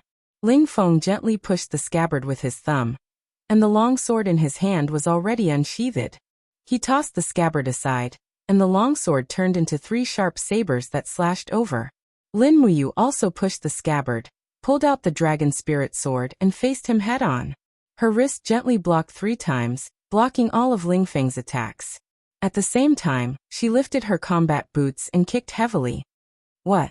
Ling Feng didn't expect Lin Muyu's close combat swordsmanship to be so good. He raised his foot to meet her attack. Pung! Lin Muyu retreated, but Ling Feng's douqi circled around his combat boots. Using a skillful force, he channeled the force into the ground. With a turn of his body, he launched an attack from the side. With a swing of his longsword, he launched 3 lightning-fast attacks. In the air, he shouted in a low voice, "Yin Yang triple layer." With a low roar, Ling Feng released his martial soul. It was the image of a giant flame beast that lingered around his shoulders. The power of his martial soul was infused into the blade of the sword, causing each of the 3 sword attacks to be very powerful. Lin Muyu had a deep understanding of how powerful it was, but the sudden attack also caught her off guard. She could only quickly summon the wall of the gourd. A golden light flashed, and the wall of the gourd surrounded her body, forcibly blocking the opponent's attack. Pung pung pung.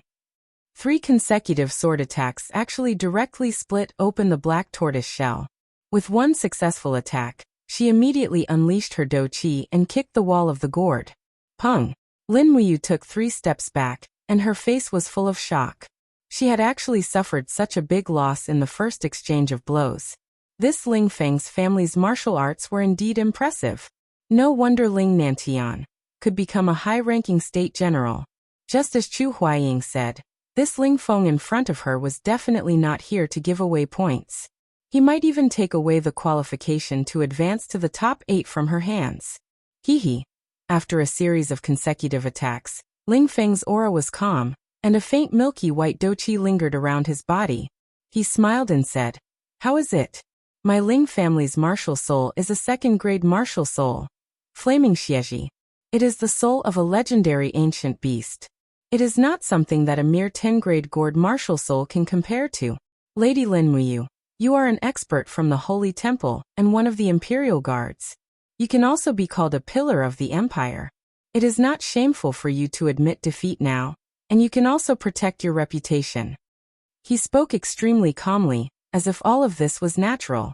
Lin Muyu could not help but smile. She gently flipped her wrist, and the dragon spirit sword made a faint sword sound. She smiled and said, "Thank you for your kindness, young general. However, we have not yet decided the winner and the loser. It is shameful to admit defeat so early." "All right. Then I will beat you until you kneel and beg for mercy." Ling Feng sneered. In the next moment, he leaped forward again, and his douqi turned into wind. The longsword flipped in the wind, and with a sudden whistling sound, the gale directly rushed forward, making it difficult to open one's eyes. However, the force of the blade seemed to be able to pierce through one's skin. This Ling Feng was really too sharp. It seemed that Ling Feng had been biding his time, and had never sparred with Feng Jixing, Chu Huaying and the others. It was probably because of the Gilded Dragon Talisman for this sword battle tournament. The Gilded Dragon Talisman was a dragon talisman that could command 10,000 troops of the Empire. It was indeed very valuable. Anyone would want to obtain this Gilded Dragon Talisman to increase their status and power in the army. Not to mention the wind. How could Lin Muyu lose to him? She opened one hand, and the dragon spirit sword left her hand. However, the power of the laws of wind in the surroundings instantly surged, turning into an even more tyrannical hurricane that rushed towards Ling Feng. Using the wind to control the sword, Lin Muyu spread her 5 fingers, and her douqi exploded. Thousands of wind elemental forces turned into blades that pierced towards Ling Feng. Almost every wind blade was like a real sword, and it was impossible to defend against. Ling Feng was stunned, and he almost couldn't open his eyes. He hurriedly bent down and shouted, "Xieji Fire Shield." Buzz! Ling Feng's martial soul roared, and his douqi turned into a fiery red shield in front of him. It seemed that his flaming Xieji martial soul also had defensive skills. However, the number of skills was definitely not as many as Lin Muyu's. Bang bang bang. The wind blades bombarded the fiery red shield one after another, and the shield became thinner and thinner. Just as the energy of the wind to control the sword was depleted, Ling Feng opened his eyes and saw Lin Muyu rushing towards him. Her fists were covered in flames, and they landed on the Xieji fire shield. Bang! The fire shield was instantly shattered, and Ling Feng's qi and blood were in turmoil. He quickly retreated, but before he had time to catch his breath, Lin Muyu opened her palm from afar. She held a long sword that was spinning at high speed in her hand, and rushed over. Using the fire to control the sword, Ling Feng was stunned. He did not even think about it, and almost instinctively swept his long sword horizontally. Vigorous fighting aura actually turned into layers of qi armor that followed the blade of the sword. His ears rippled as he shouted, "Sweeping sword!" Lin Muyu was amazed. The Ling family's swordsmanship was indeed impressive. They could actually turn an attack into a defense. But could this kind of defense really block the power of the dragon flame spiral break? Obviously not. Bang! The dragon spirit sword went straight and instantly penetrated Ling Feng's sword sweep defense. Ling Feng was so shocked that his face turned pale. He hurriedly put the long sword in front of him to block. As a result, the high-speed spinning dragon spirit sword pierced Ling Feng's long sword with a ding-ding-ding sound. In less than half a second, Ling Feng's long sword was directly shattered. This long sword could be considered to have protected its owner. Otherwise, it wouldn't be the sword that was broken but Ling Feng's throat. However, the dragon spirit sword's momentum did not stop. It still carried the spiral true dragon flame, and slammed toward Ling Feng's throat. Just when Ling Feng was about to close his eyes and wait for death, there was suddenly a paw sound. The dragon spirit sword's hilt was grabbed. Lin Muyu giggled and stopped the dragon spirit sword's momentum. The blade was less than a centimeter away from Ling Feng's throat. She smiled and said, "Now does this count as my victory?" Ling Feng was scared out of his wits. How would he dare to show off? After all, the participants of this sword battle meet had to sign a life or death agreement. Even if Lin Muyu took the opportunity to kill him, his father would not be able to pursue the matter. He could only nod and say, "Lady Lin Muyu's swordsmanship is extraordinary. I, Ling Feng, have already lost." Hua. Lin Muyu withdrew her long sword, cupped her fists and said, "Thank you for letting me win." Ling Feng also retracted his arrogant attitude. He cupped his fists and said, "Thank you, Lady Lin Muyu, for your guidance. Ling Feng has lost, and you have won." When Ling Feng walked off the stage, a round of applause sounded from the viewing platform. It was from Qin Yin and Tang Xiaoxi. Even Qin Jin was nodding his head with a look of approval on his face. Lin Muyu, the godson of the Celestial Emperor, did not disappoint him. Be it in terms of cultivation or character, she had far surpassed Ling Feng. Lin Muyu walked off the stage and quietly waited for the next match. After a few matches, it was time for the most crucial match. Chu Huayin versus Zhen Fang. This match was very complicated, and Chu Huayin was in a difficult position. After all, Zhen Fang was Zhen Xiang's younger brother. If he won, he would be letting Zhen Xiang down. The Divine Marquis residents had also made ample preparations for the sword battle meet. Zhen Fang was the wager of the Divine Marquis residents. If Zhen Fang lost, Zhen Yifan would not look good either. However, if Chu Huayin lost, it would be a disgrace to the royal guards and the royal family. Chu Huayin stood up majestically. His clear eyes looked towards the stage in the distance. That was his dream. Feng Jixing sat on the cold stone steps and smiled. Surname Chu, if you use the star-plucking finger, you have about a 50% chance of winning against Zhen Fang. If you don't use it, then you will definitely lose. I heard that Zhen Fang has also consumed Dream of the Extreme Peak and stepped into the second heavenly realm. He passed down all his skills to Zheng Yifan. Just do as you see fit. Chu Huayin's expression was calm. I will strive to win. All right. On the viewing platform, Zheng Yifan squinted his eyes and said plainly, Fang Er, your opponent is Chu Huayin. He is not an opponent to be underestimated. Chu Huayin's star-plucking finger was inherited from a hermit master. The power of his finger is so strong that it can even penetrate the armor of battle qi. Now that Chu Huayin has stepped into the second heavenly realm, if you can't defeat him with force, then use your wits. Yes, Lord Father. Zheng Fang held his long sword and smiled. Don't worry, I will definitely defeat this trash. I will also let sister know that trash cannot be the son-in-law of the Zheng family. Zhen Xiang frowned slightly. There was no expression on her pretty face. She only said plainly, brother, just be careful. Zheng Fang wanted to say something but stopped. He knew that Zhen Xiang's words were full of deep meaning.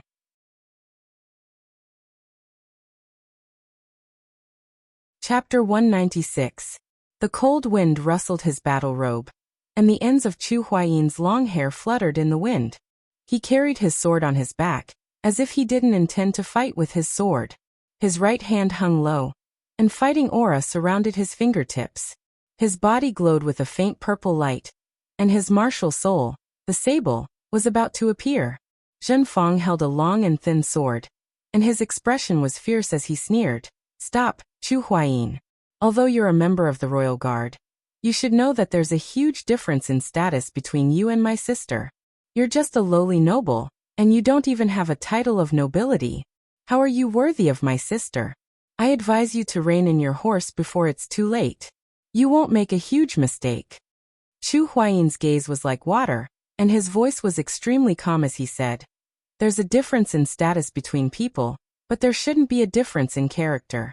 Young Duke, although Zhenxiang comes from a rich and powerful family, Chu Huayin is confident that with my strength, I can let her live a good life. I'll protect her for the rest of her life and give her happiness. Zhen Fang said angrily. You want to give my sister happiness? Why don't you look in the mirror? Chu Huayin, you lowly bastard. Since you're so stubborn, don't blame me for being impolite. Today, only one of us can walk off the stage alive. Is that so? Chu Huayin smiled and said, then I'll have to ask you to teach me. Buzz.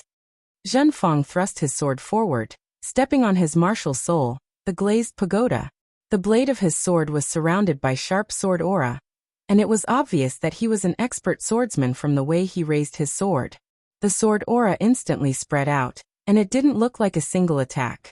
Instead, it looked like thousands of pear blossoms had bloomed in the air. Almost all of Chu Huayin's acupoints were within the range of the sword aura. The strength of Zhen Fang's strike was boosted by the glazed pagoda, so it naturally couldn't be underestimated. Not to mention that Zhen Fang had already stepped into the second level of the heavenly realm, so the ruthlessness of this strike was obvious. Just as Chu Huayin retreated to the edge of the martial arts arena, he suddenly leaped up and left Zhen Fang's attack range. His battle energy surged in midair, and the next moment, he launched an attack from midair. His palms turned into fingers and instantly released thousands of star-picking fingers. It was as if thousands of stars were descending from the sky. The magnificence of his moves was indeed rare. Golden Bell Shield. Zhen Fang spun around and stood on the ground, but he still activated his martial soul's skill. A golden barrier appeared around his body, and Chu Huaying's star-plucking finger caused golden ripples to appear on the golden barrier. Just as his body was about to fall, Zhen Fang rushed over with his sword in hand. A sword light flashed, and a ruthless sword shot into the sky. Whoosh!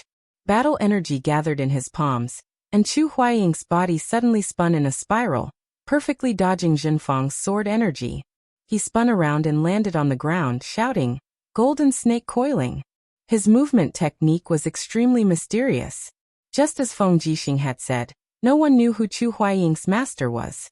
However, just based on his skills alone, it was enough for him to stand proudly on the mainland. In fact, Feng Jixing had once said that he would rather face Qin Lei than Chu Huaying's tricky and magnificent moves. This was enough to show how extraordinary Chu Huaying's cultivation was. However, just as Chu Huaying landed on the ground with the golden snake coiling, Zhen Fang suddenly launched another attack. His sword spun in the air, and countless sword energies raged towards Chu Huaying. Myriad Sword Technique. This was a technique that used sword energy to control one's sword. It wasn't very rare, but Zhen Fang's move was as swift as a gust of wind and lightning. Furthermore, the timing was very exquisite. He launched his attack the moment Chu Huaying landed on the ground. At this moment, Chu Huaying needed half a second to recover his battle energy, which was also when he was at his weakest. Pfft! A wisp of blood spurted out from Chu Huaying's shoulder. Following that, more and more blood spurted out.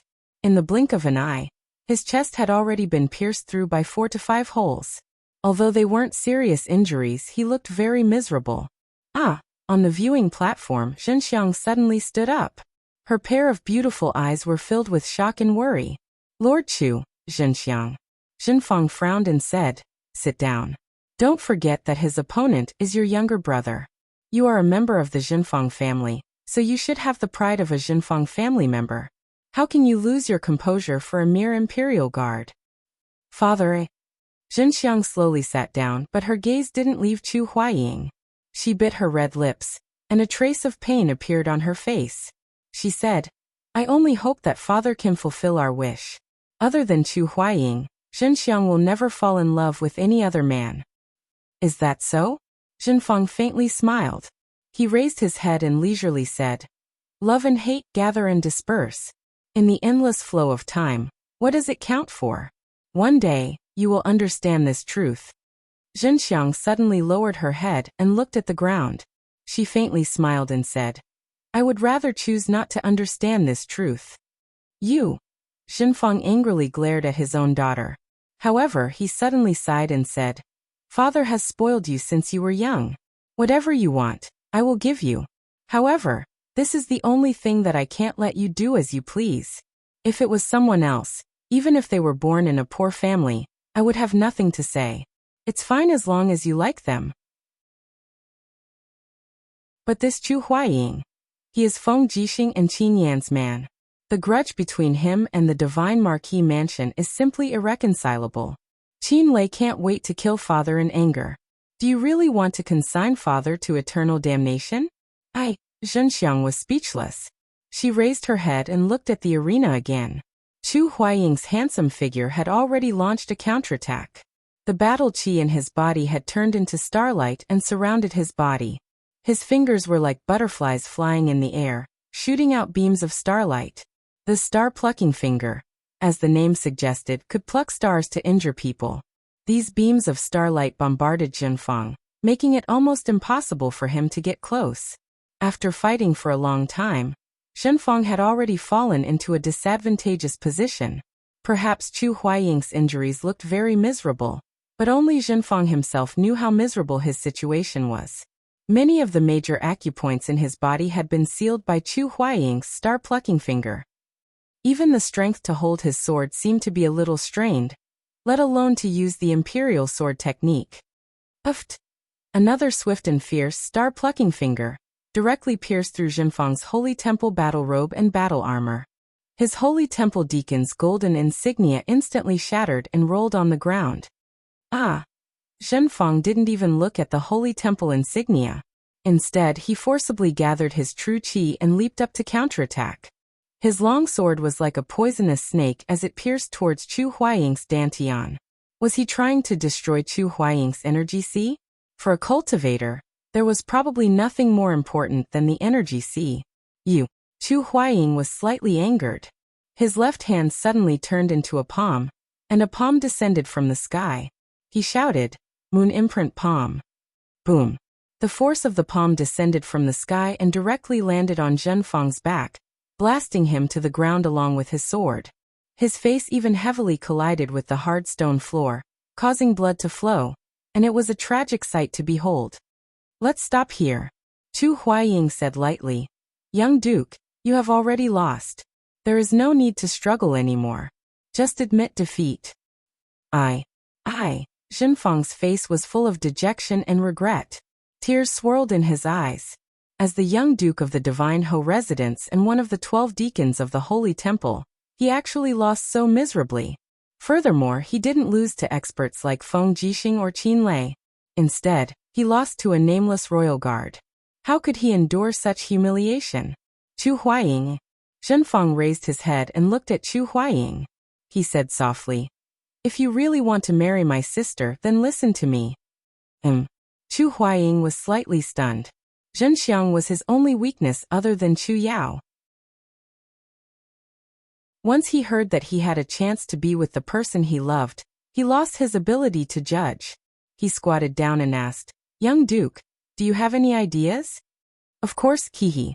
Just as Chu Huaying was very close, Jinfeng suddenly reached out and grabbed Chu Huaying's collar. The long sword in his right hand pierced into Chu Huaying's dantian at lightning speed. Blood splattered, but it was only a superficial wound. After all, Chu Huaying's battle aura armor had not been broken. The longsword cut a long wound on his abdomen and blood flowed out. You. Chu Huaying was furious. He raised his hand and slammed it directly on Jinfeng's abdomen. It was also the location of his qi. A powerful moon reflection palm landed. Boom! Blood splattered from Jinfeng's dantian as if it had exploded. At this moment his qi had been destroyed. Chu Huaying, how dare you? Zheng Yifan stood up abruptly. His figure flashed, and like a goshawk he swooped towards the martial arts arena. He raised his palm and attacked from above. How could Chu Huaying withstand an attack that was filled with Saint Realm dark force? He even gave up on defending himself. He closed his eyes and said with a faint smile, I, Chu Huaying, have a clear conscience. At this moment, another figure attacked like lightning. Flames soared into the sky and a huge fire cauldron blocked in front of Chu Huaying. It was Fire Cauldron Chu Chu. Boom! The flames exploded. Chu Chu and Jinfeng retreated a few steps after their palms collided. Jinfeng also fell from the sky and landed beside Jinfeng. Marquis, everyone in the sword battle tournament has to sign a life and death agreement. Young noble Marquis launched a sneak attack first. It's not Chu Huaying's fault. I hope Marquis will understand and not vent his anger on Chu Huaying. Chu Chu cupped his fists and said respectfully, Young noble Marquis' qi being destroyed is the will of the heavens. My condolences. You, Jinfeng shouted angrily and glared at Chu Chu. However, he did not flare up. He did not have the confidence to win against Chu Chu. Feng Jinfeng turned around and hugged Jinfeng. He checked his injuries and found that his qi had completely leaked out. Jinfeng's cultivation was also destroyed. The battle energy stored in his body had all returned to heaven and earth. Jinfeng's eyes were closed and he fainted. He did not know anything. Why? Jinfeng trembled and roared. Heaven and earth are unfair. Why are they treating me like this?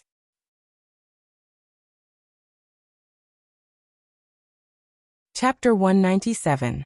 Brother Chu, shall we go down? Lin Muyu walked up the stage and held on to Chu Huai's arm as she walked down the stage shakily. Chu Huai was in a daze. Although he won, it was a Pyrrhic victory. His physical injuries were nothing compared to his mental injuries. He had accidentally destroyed Jinfeng's qi. Since then, he had formed a deep hatred with the divine Marquis residents. His relationship with Jinxiang seemed even more impossible. Chu Huai didn't even dare to look in Jinxiang's direction. When they returned to the viewing platform, Lin Muyu comforted him. It's not your fault, don't feel guilty. That's right, it was that Jinfeng who launched a sneak attack first. How shameless. Qin Lei rubbed his palms together and said, This is the Zetian Palace. Who does Jinfeng think he is? How dare he try to kill you? Well done. A despicable person like Jinfeng should have his qi destroyed, and his dragon tendons broken. Let's see if he can still be so arrogant after that. Feng Jixing actually understood Chu Huai the best. He sighed and said, Brother Chu, there's no need to despair. There's always a way out. Maybe there'll be a day when you'll see the light. I hope so. Chu Huai's face was pale as he sat there dejectedly. At this moment, the Emperor Qingjin personally walked down the viewing platform and comforted him. Xinqing, don't be too sad. Chu Huai accidentally injured Jinfeng. It's not his fault. I will order the people from the Spiritual Medicine Division to search for famous doctors and elixirs. They will definitely be able to heal Jinfeng's qi. Jinfeng's expression was sorrowful. He cupped his fists and said, Thank you, Your Majesty, for your mercy. I thank you on behalf of my son. Qingjin nodded and said, Come, confer Jinfeng the title of Count Shenwei and the title of Eastern Suppression General. He will officially become one of the 13 counts of the empire. This title will be passed down from generation to generation. Also, grant him a luxurious residence in the outskirts of Lanyan City, and 200,000 Jining coins. Thank you, Your Majesty. Jinfeng cupped his fists and bowed, but his eyes were filled with sorrow. He said, Come, send the young duke to the spiritual medicine division for treatment. A group of Shenwei battalion soldiers immediately carried Jinfang to receive treatment. Jinfang bowed to the Emperor Qin Jin again, and left hurriedly. Zheng Yifan accompanied Zheng Fang on the horse carriage as it traveled along Tongtian Street. Zheng Yifan's face was ashen. Beside him, the 1,000-man commander of the Divine Might Battalion, Sikong Nan, was galloping madly on his horse. He had a look of resentment on his face as he said, Chu Huaiqiang took the opportunity to destroy the young noble's Sea of Qi. He did it on purpose. Damn it. The emperor bestowed the young noble with so many titles, mansions and coins, but he didn't give the young noble any military power. Marquis. How can the divine Marquis residents tolerate such humiliation? Then what do you want? Zheng Yifan's eyes shone brightly as he said, Speak. Why don't we? Sikong Nan cupped his fists and said, Why don't we immediately gather the Divine Might Battalion and send a letter to the commanders of the Tianshu Province, Songnan Province, and Earth Star Province, asking them to lead their troops and attack the imperial capital. The military strength of the commanders is almost 200,000, but the imperial capital only has 30,000 imperial guards. Even with the addition of the royal guards and the patrolling troops, there are no more than 50,000 people. We can definitely break the city in half a month, then. Sikong Nam became excited as he spoke, but when he met Zheng Yifan's cold gaze, he immediately trembled and said, Marquis, did I say something wrong? Zheng Yifan said angrily, Sikong Nan, remember this. I, Zheng Yifan, was conferred the title of Divine Marquis by the current emperor, Qin Jin. I, Zheng Yifan, will forever be the Divine Marquis of the Qin Empire. Whoever wants to replace His Majesty will have to step over my dead body. From now on, if I hear you say such disgraceful words again, don't blame me for escorting you into the imperial city and handing you over to Xiang Yu of the military police battalion. Marquis, Sikong Nan shuddered and said, I won't dare to do it again. Humph. Zheng Yifan lowered his head and looked at Zheng Fang, who was frowning, then looked up at the sky thoughtfully. He sighed, as if he had aged a lot in just a short while. On the viewing platform, the sword duel competition continued until noon.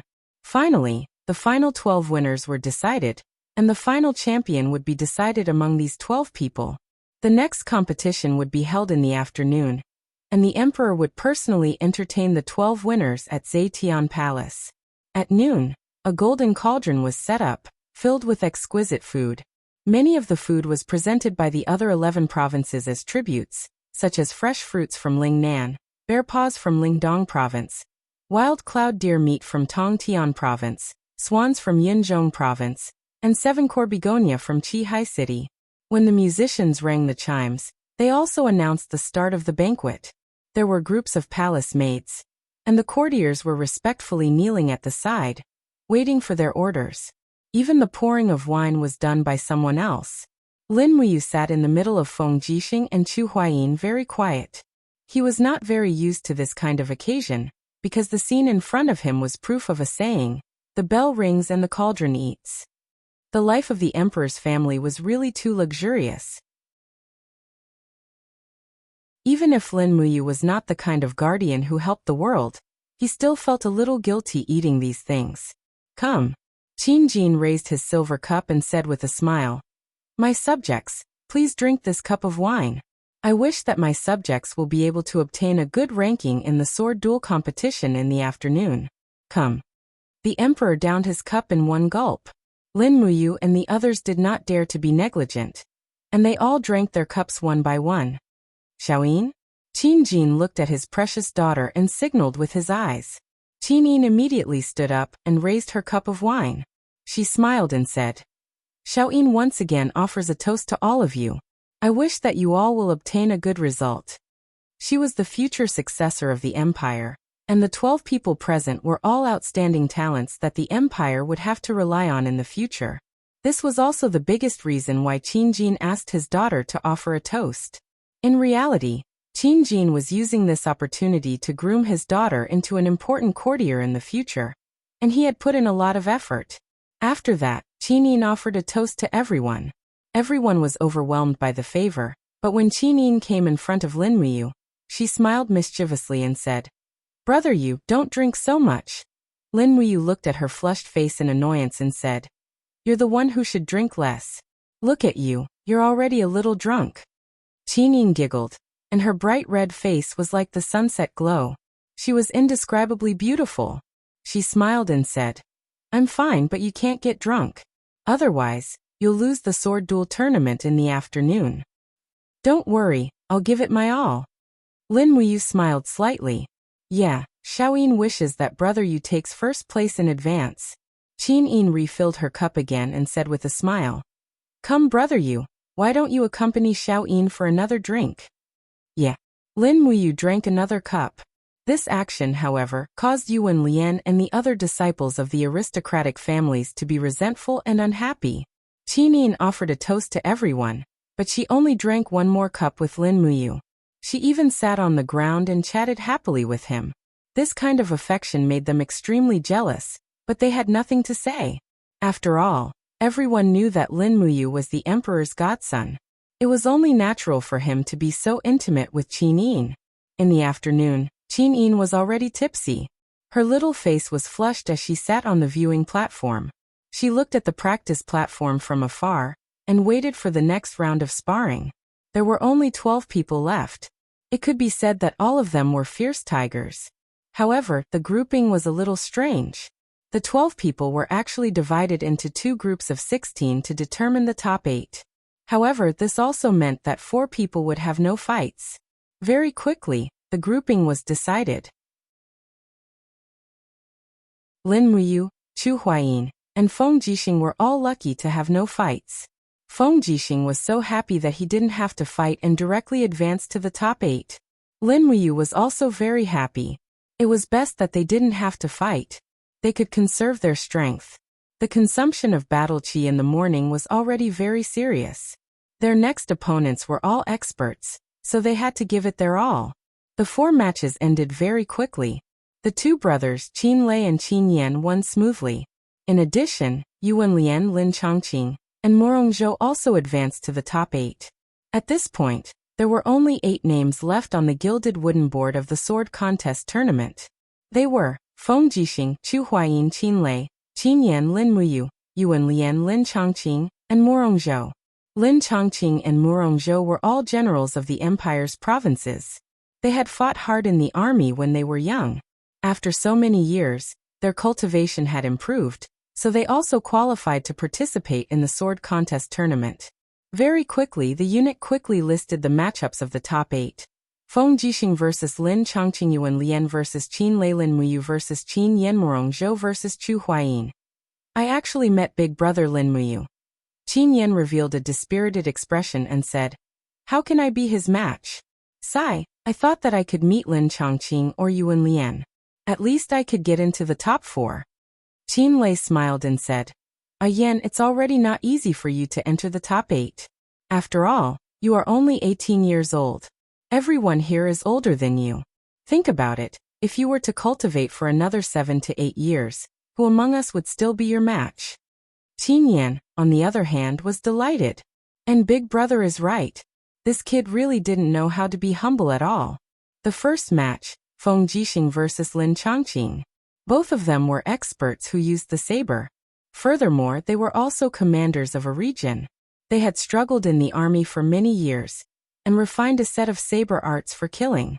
It was just that Feng Jixing's saber arts were more skilled and overbearing.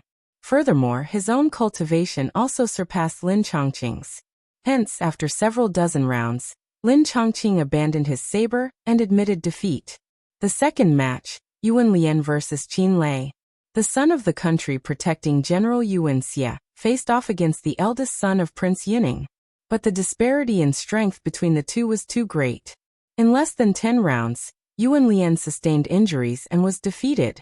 The might of Qin Lei's 7-layered god-binding shackles was too tyrannical.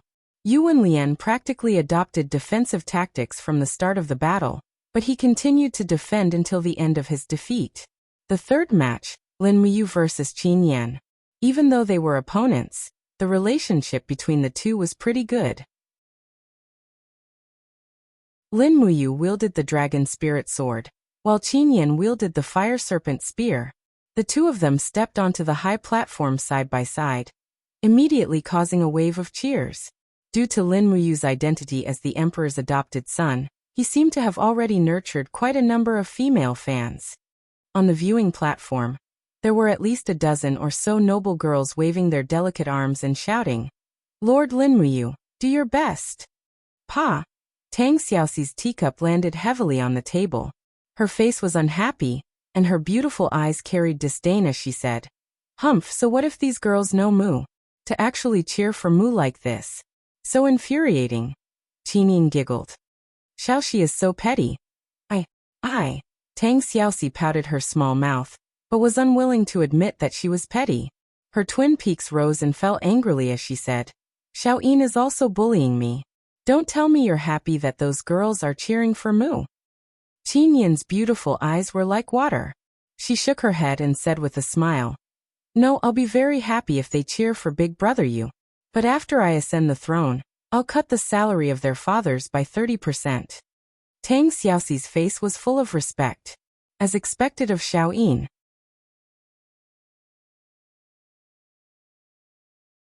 Chapter 198. Clang. Under the violent collision of the dragon spirit sword, Qin Yan almost couldn't hold on to the fire serpent spear. However, he was also considered to have outstanding talent, and actually rolled out smoothly. The fire serpent spear transformed into a fire serpent that swallowed towards Lin Muyu's legs. Lin Muyu couldn't help but laugh. He quickly turned and retreated a few steps, stabbing the long sword into the ground with one hand. With a loud shout, he summoned the wall of the bottle gourd. The black tortoise shell and dragon scale wall rose from the ground, directly dispersing Qin Yan's attack. Stepping forward, Lin Muyu quickly slashed out 3 times, causing Qin Yan to continuously retreat. The dragon scale armor on his body also rapidly dissipated.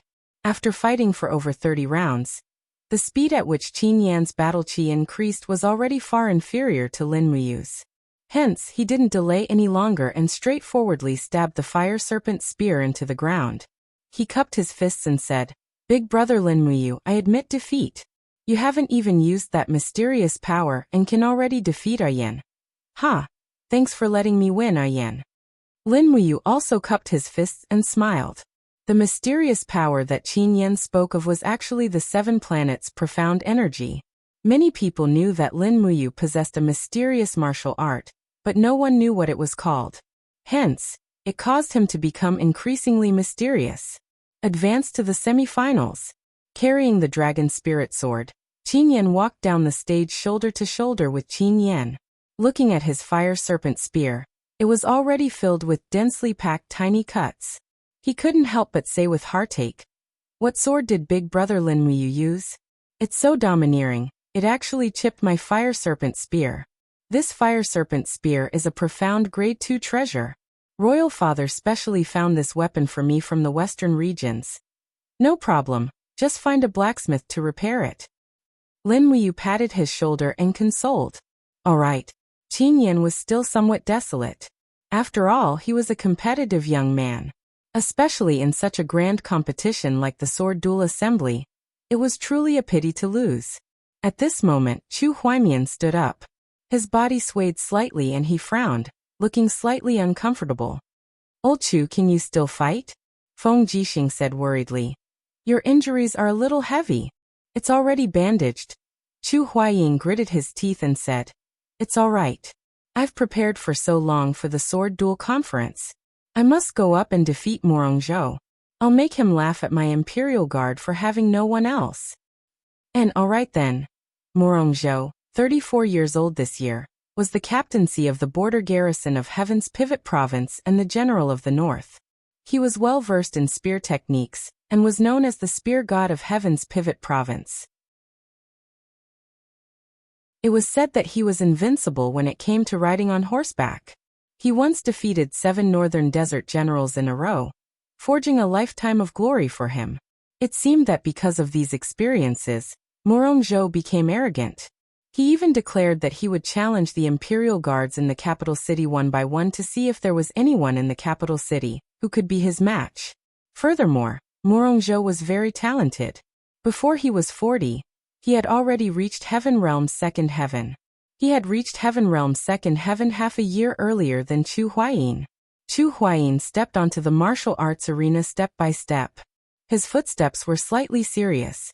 He was indeed heavily injured, but he couldn't lose his dignity as the commander of the Dragon Guards.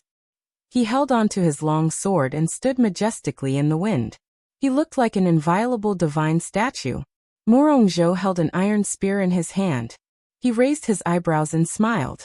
Chu Huayin, you have proven that you are a very strong person by fighting Xianfang. However, I, Morongzhou, am not willing to bully someone who is injured. I think you should just admit defeat.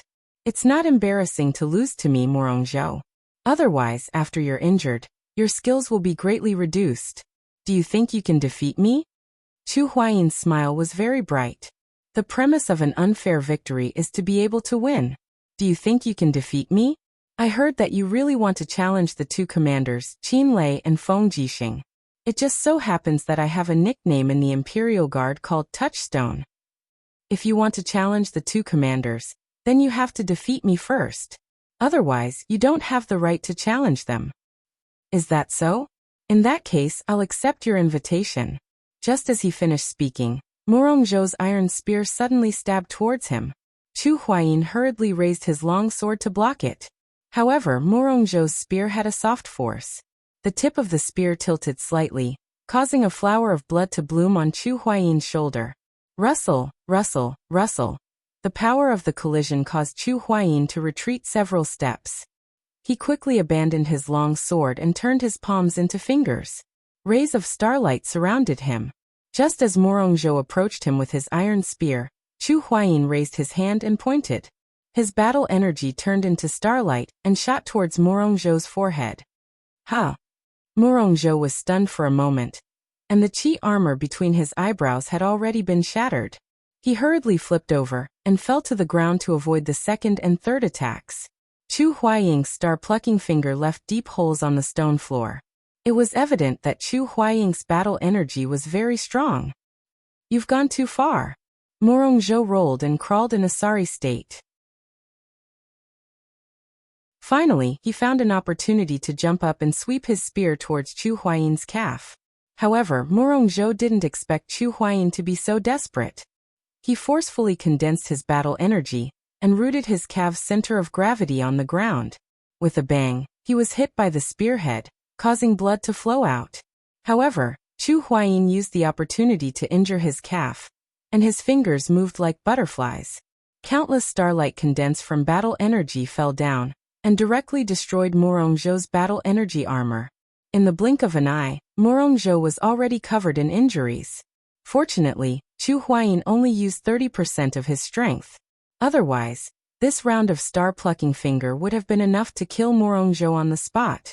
Morongzhou, who was covered in blood, slowly stood up. Just as he was about to attack with his iron spear, he saw Chu Huayin's palm facing him. Chu Huayin didn't move an inch. A bright moon appeared in the air. The moonprint palm could take his life at any moment. I admit defeat. Morongzhou was dejected. If he didn't admit defeat, he would have to pay with his life. Chu Huayin was already determined to get into the top 4. Lin Muyu and Feng Jixing hurried forward and helped the injured Chu Huayin off the stage. Chu Huayin felt a wave of nausea and dizziness. When he looked into the distance, he realized that Zhenxiang's seat was already empty. He couldn't help but feel lonely. Old Chu, you idiot. Do you want to die? Feng Jixing said in a low voice. Chu Huayin smiled and said, His Majesty promised that the top 4 of the sword duel tournament would receive the title of a second-class noble. Our Chu clan is a commoner. I must change this situation so that Yao won't be looked down upon by anyone in the future. Idiot. Feng Jixing said indifferently. Lin Muyu supported Chu Huayin's shoulder and said, Quickly apply the medicine. Otherwise, your leg might be crippled. Morongzhou didn't hold back at all. Okay. Immediately, she sat at the side of the stage and took off Chu Huayin's combat boots. His leg was already bruised and bloody. Lin Muyu hurriedly took out some medicine and personally applied it on Chu Huayin. At this point, the top 4 of the sword duel tournament had already been decided. They were Feng Jixing, Lin Muyu, Qin Lei, and Chu Huayin. They were also the four brothers who were the closest to each other. Soon, the eunuch announced the final lineup. Lin Muyu versus Qin Lei, Feng Jixing versus Chu Huayin. Finally, the four brothers were going to fight it out. Chu Huayin lay on the cold stone steps and looked at the sky. He smiled and said, "This year's sword duel tournament is really brilliant. It's probably the most tragic one in the history of the sword duel tournament." Qin Lei said, "It's also the most powerful one. The top four are all at level 2 of the Heaven Realm. Such a lineup. The Empire hasn't seen such a thing in hundreds of years. Otherwise, His Majesty wouldn't be so happy." Chu Huayin tilted his head and looked at Feng Jixing. He said, "Brother Feng, you got lucky this time. I'm all in the final battle, and I really don't have the strength to fight anymore." Feng Jixing said happily, "Doesn't this mean that I, Feng, have directly advanced to the competition for first place?" "Yes. Haha, I'll definitely treat you to a drink later. I'll drink the best wine in Lanyan City." "Thanks." Then the top four competition became the battle between Qin Lei and Lin Muyu. Qin Lei propped the thunder cutter blade on the ground and said with a smile, It's our turn. Should we go all out or hold back?" Lin Muyu smiled and said, "Don't go all out, we can talk about it." "All right then." Qin Lei was also a straightforward person. He patted Lin Muyu's shoulder and said with a smile, "As the big brother, I know what I'm doing. Don't worry, once the victor is decided, I'll stop." "And me too." The two of them went up the stage together. Qin Lei slowly swung his long blade and said with a smile, Why don't we decide the victor in one move? How about it? We'll use our strongest move. Whoever wins and who loses will be decided in an instant. This will save us from fighting for too long and exhausting too much battle chi, and giving Feng Jixing, this old fellow, an advantage. I don't want to see him take the Lulong talisman without even fighting a battle. This way, the Imperial Guards will have too much of an advantage." "All right." Lin Muyu nodded and said with a smile, "Then let's decide the victor in one move." "All right." The people below the stage could not hear what the people on the stage were saying, but they could see that Lin Muyu and Qin Yan's expressions suddenly became solemn. Furthermore, the battle chi on the two's body rapidly rose, giving people a feeling of almost suffocation. Pa! Pa! Qin Lei raised the lightning split saber horizontally. Bolts of lightning descended from the sky, encircling his surroundings. The lightning split saber even trembled slightly. At the same time, 6 golden god-binding chains encircled his body. Vigorous battle chi continuously spread in all directions, forming an extremely powerful storm that was currently attacking in all directions. Even furious lightning descended from the sky, causing the sky to dim. In an instant, it was as if day had turned into night. Only the flickering light of lightning continuously illuminated the people near the viewing platform. "My God!" Tang Xiaoxi's beautiful face lost all color as she said, "Is Big Brother Qin Lei going to risk his life? He wouldn't be thinking of killing you, right?" Qin Yin's pair of elegant eyes also revealed worry. "I believe that Big Brother Qin Lei will know what to do." Everyone on the viewing platform was already dumbstruck. The starting stance of Qin Lei's move was really too shocking. It was as if he wanted to borrow the might of the heavens to defeat Lin Muyu. On the contrary, Lin Muyu was extremely calm. The golden gourd in her hand slowly rotated, and in the blink of an eye, it became bigger, enveloping her entire body. The dragon spirit sword was unsheathed, and with a shout, a golden light soared into the sky, directly piercing through the dark clouds that Qin Lei had condensed. A ray of heavenly light landed on Lin Muyu's body. The long sword left her hand, and the dragon spirit sword rapidly rotated, bringing with it streams of true dragon essence fire. Not only that, Lin Muyu even opened her left hand. Streams of blood-colored demonic energy danced wildly in her palm, quickly seeping into the blade. This strike carried the profound energy of the 2 glorious demonic dance. Lin Muyu didn't dare to use the 4th glorious dance, because there was no need.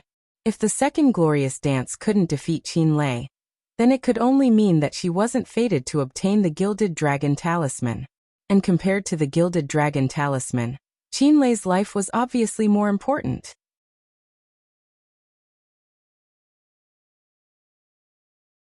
Chapter 199. Compared to Qinlei's lightning that wreaked havoc, Lin Muyu's aura was clearly much gentler. The golden gourd represented the power of life, giving people a sense of peace. However, the demonic power that spread on the blade allowed people to feel the hidden tyranny and forcefulness of Lin Muyu's attack. The two of them were risking their lives right from the start. This made people look forward to the final result even more. On the viewing platform, the noble ladies were sipping tea as they discussed spiritedly. Wow, Sir Qinlei is indeed worthy of being the commander of the Imperial Army. This kind of aura is too frightening. I'm afraid that Sir Lin Muyu is going to lose. No, Sir Lin Muyu will not lose. Why? Because Sir Lin Muyu looks much better than Sir Qinlei. Shameless. Stupid girl, haven't you been staring at Sir Lin Muyu, Chu Huaying, and Feng Jixing? I haven't. Then why did you see Sir Lin Muyu's appearance just now? Her breathing was hurried. Her face was flushed. And she kept pulling at her clothes at the front of her chest? I'm going to kill you to silence you, stupid girl. On the practice platform, the hard stone slabs were actually peeling off and rising due to the collision of power. It was as if they were going against the law of gravity. Bits of stone and dust were constantly flying up, due to the collision of power between Lin Muyu and Qinlei. However, it was in line with the physical phenomenon of the airflow rotating due to thermal expansion and contraction. Lightning constantly flickered, and the thunder split blade was burned red by the lightning. It had already reached its peak state. Qinlei's eyes were burning with battle intent. He laughed loudly and said, "You try the sixth attack of Big Brother's thunder split blade technique." As he spoke, Qinlei shouted, "Raging thunder rips the heavens." Buzz. The thunder cutter blade seemed to have already transformed into countless streaks of lightning. The one in front of them was definitely not a single thunder cutter blade. Qinlei's overwhelming attack had actually blasted out tens of thousands of thunder cutter blades. A cold glint flashed across Lin Muyu's eyes. She abruptly clasped her palms together and gathered all the fighting energy in her body. The dragon serpent sword soul let out an angry roar and circled around the blade of the dragon soul sword. The dragon serpent sword soul charged towards the thunder splitter sword with a high-speed spiral of flames. Boom! The two divine weapons collided together, and the sounds of energy explosions rang out incessantly.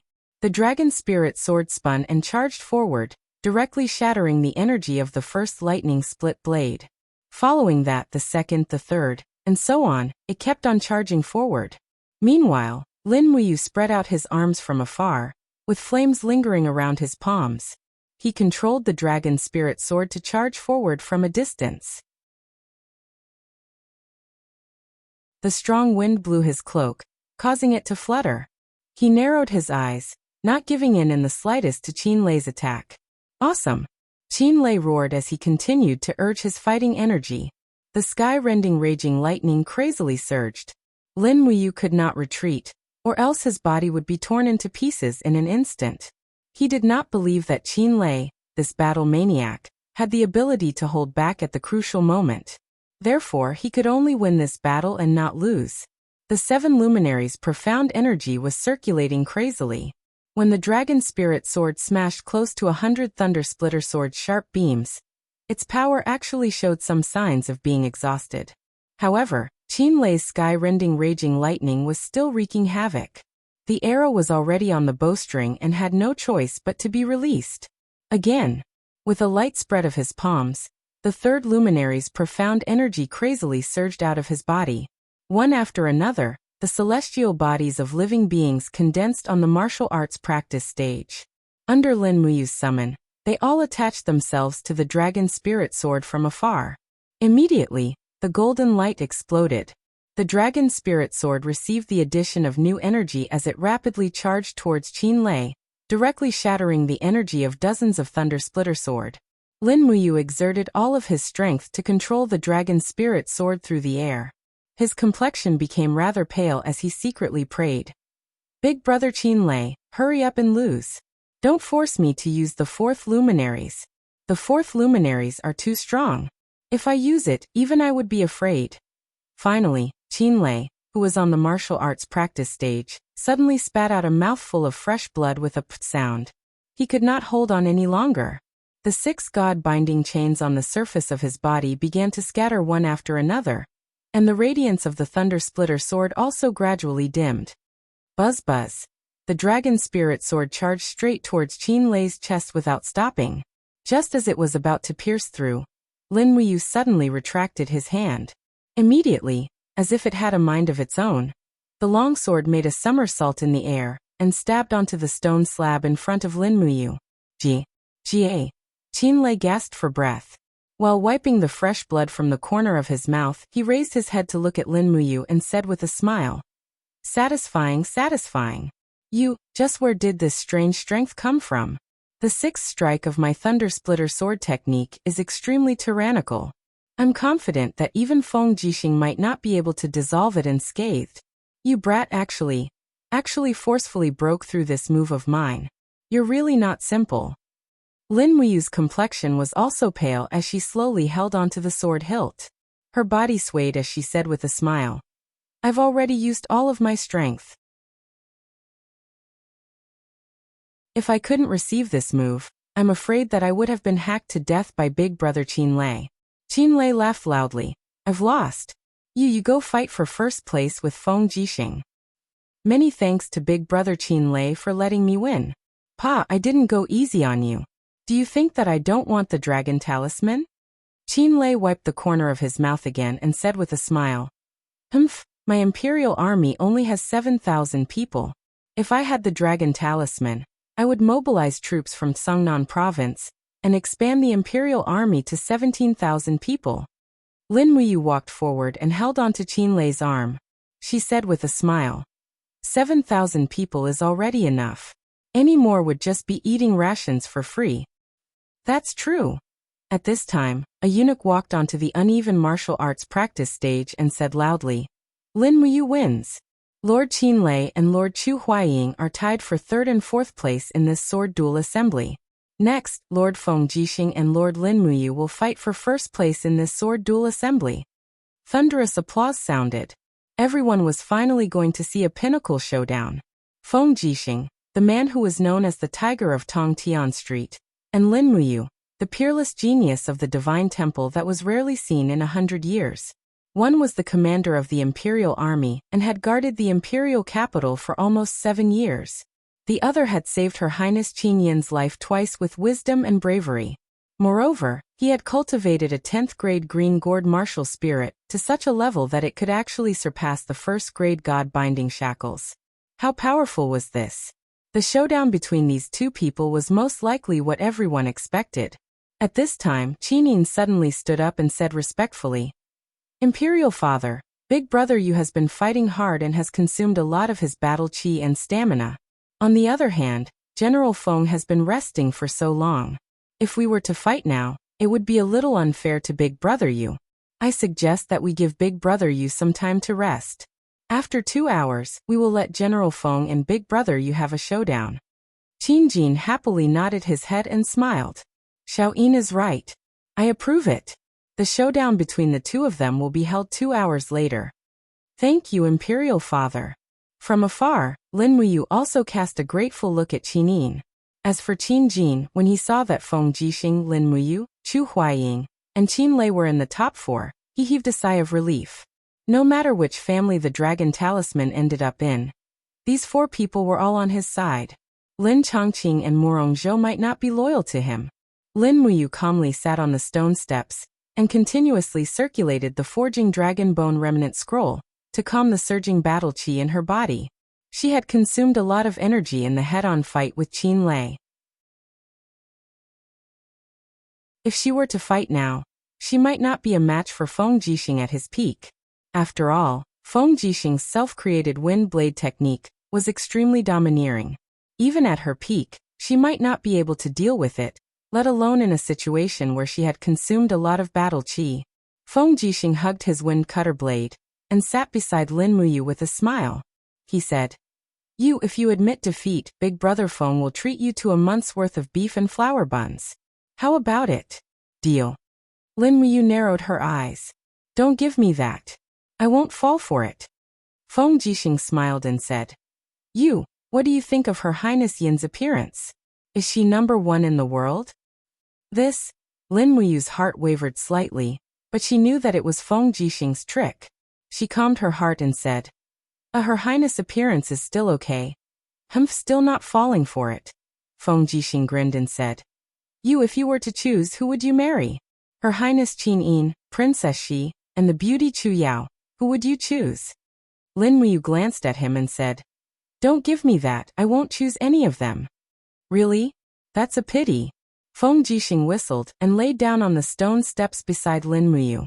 He didn't look like a commander of the imperial army at all. Instead, he looked more like a hoodlum. He lowered his voice and laughed. I think you should marry both Qin Yin and Tang Xiaoxi. One will be the elder, and the other will be the younger. What do you think? Puffed. Lin Muyu finally laughed and stopped circulating her energy. She said, Big brother Feng, you're so scheming. Ahem, is the first place of this sword duel tournament really that important to you? Of course it's important. Feng Jixing revealed his true colors. The first place will receive a reward of 100,000 Jin Yin coins. The second place will only receive 30,000 Jin Yin coins. It's not even enough to buy a big house in the capital. Chu Huayin, who was cultivating to heal his injuries, opened his eyes and asked, What do you want a big house for? How can I marry without a big house? Feng Jixing's eyes widened. You don't have a wife? Chu Huayin laughed. Feng Jixing pulled out his wind cutter and raised his eyebrows. Chu Huayin, don't say anything else. Fight me one-on-one if you're a man. Chu Huayin grinned and continued to cultivate to heal his injuries. He said, You don't fall for his trick. 3 years ago, in order to get first place in the sword competition, this guy actually invited me to drink wine the day before. He said he wanted to drink rice wine, but in the end, it was all strong alcohol. He even found a few girls from Spring Fragrance Brothel to drink with him. I was defeated by him after I was drunk. How disgraceful. Lin Muyu held back her laughter.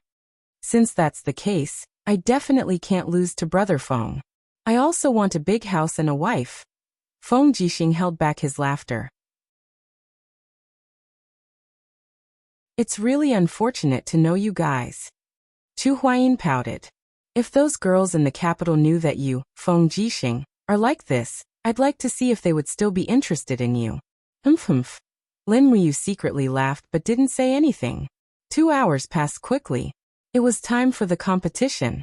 Lin Muyu silently circulated her battle energy and found that it had recovered to 90%. She could almost fight with Feng Jixing now.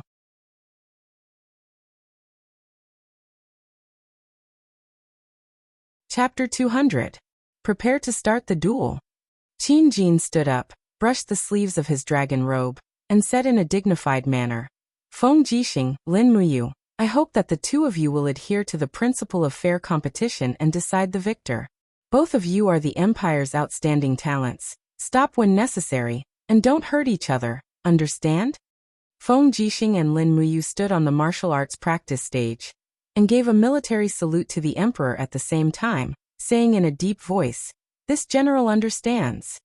Actually, they understood in their hearts that all of them were martial cultivators, and every single one of them had a heart that was unwilling to admit defeat.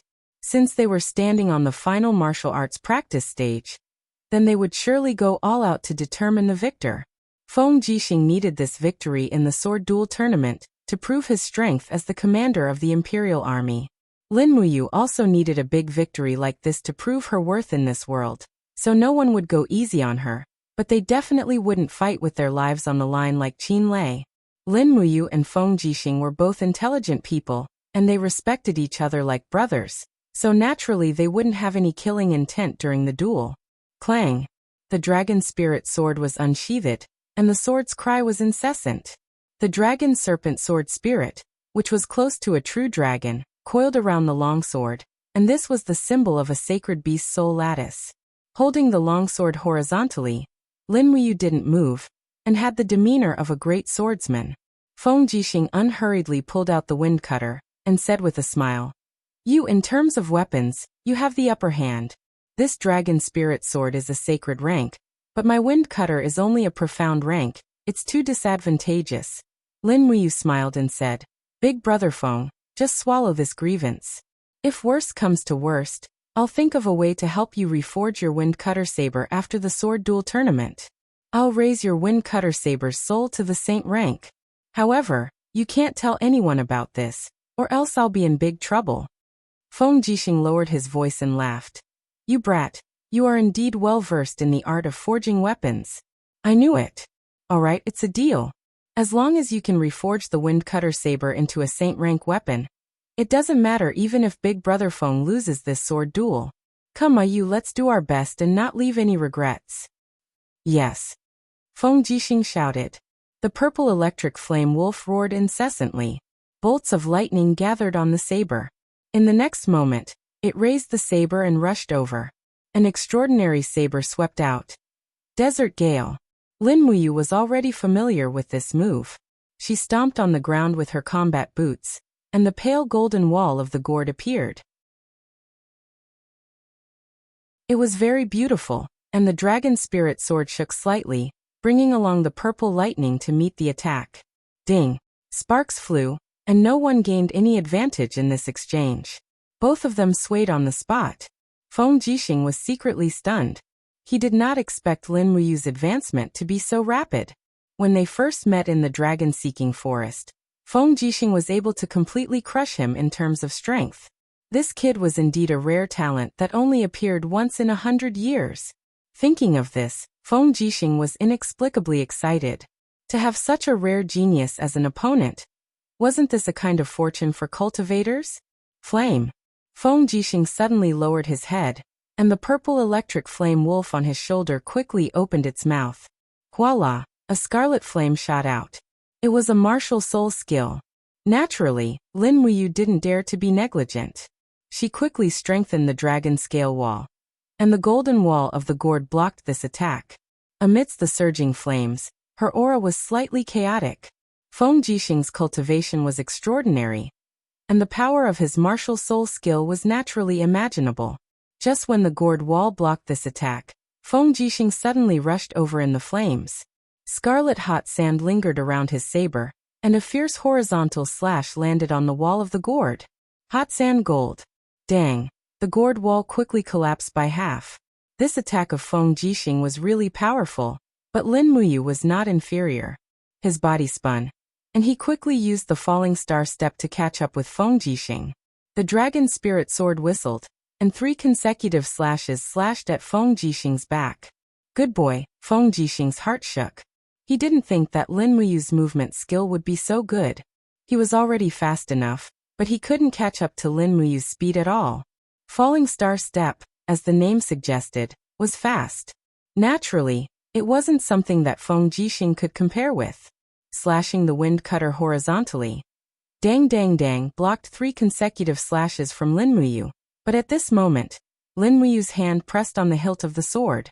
A bunch of gourd vines quickly rose from the blade, and quickly wrapped around the wind cutter saber. Taking advantage of the momentum, the vines lifted the wind cutter saber up. What? Feng Jixing was stunned. Just when the saber was about to fly out of his hand, he saw Lin Muyu suddenly raise his right leg, and a stream of true dragon elemental fire lingered around his leg, and he brazenly kicked.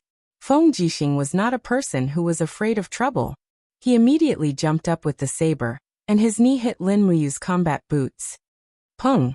The cyclone flowed back. Feng Jixing took advantage of the situation, and cleverly grabbed the wind cutter saber, and twisted it with all his strength. Suddenly, the gourd vines scattered, and in this way, Lin Muyu's determined attack was actually perfectly resolved.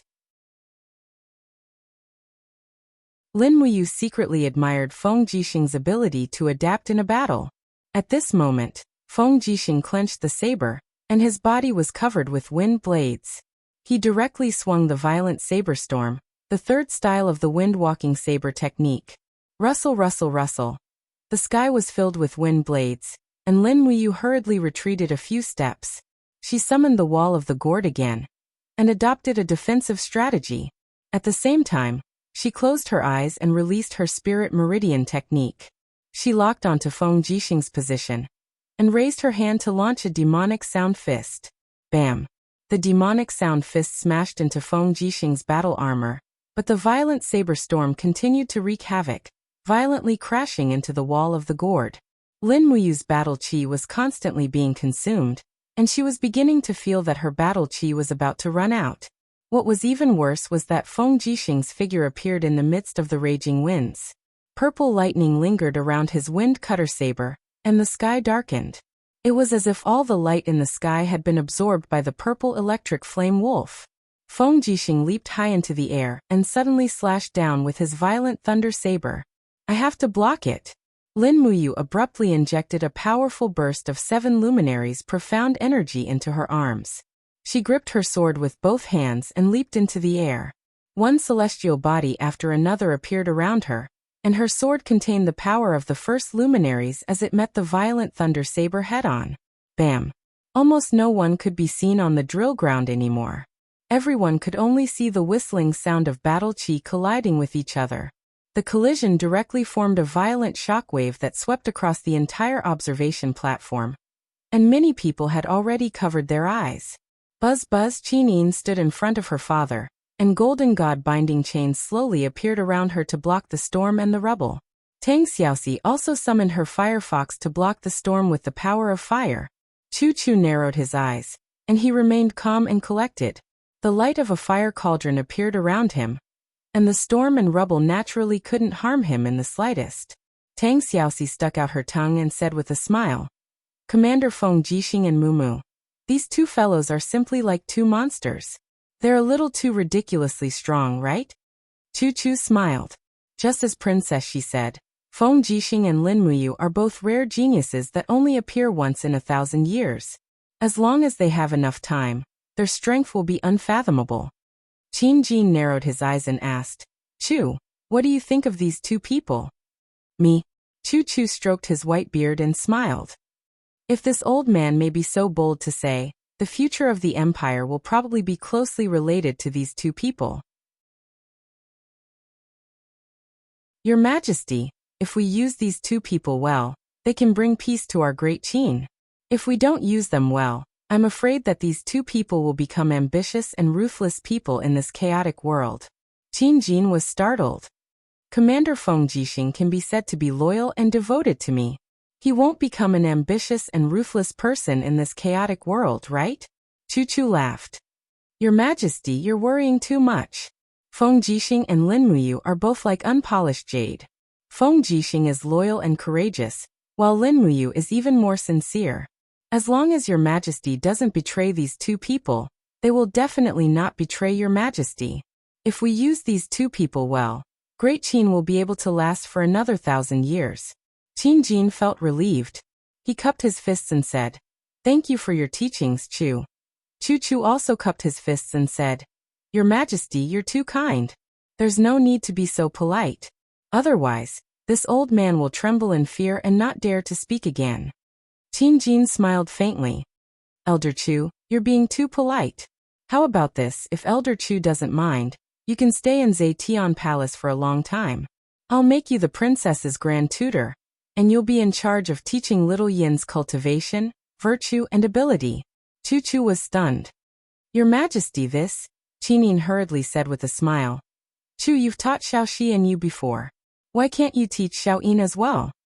Then, all right then. Chu Chu said respectfully. Then this old man will do as you say. Thank you, Chu. Qin was overjoyed.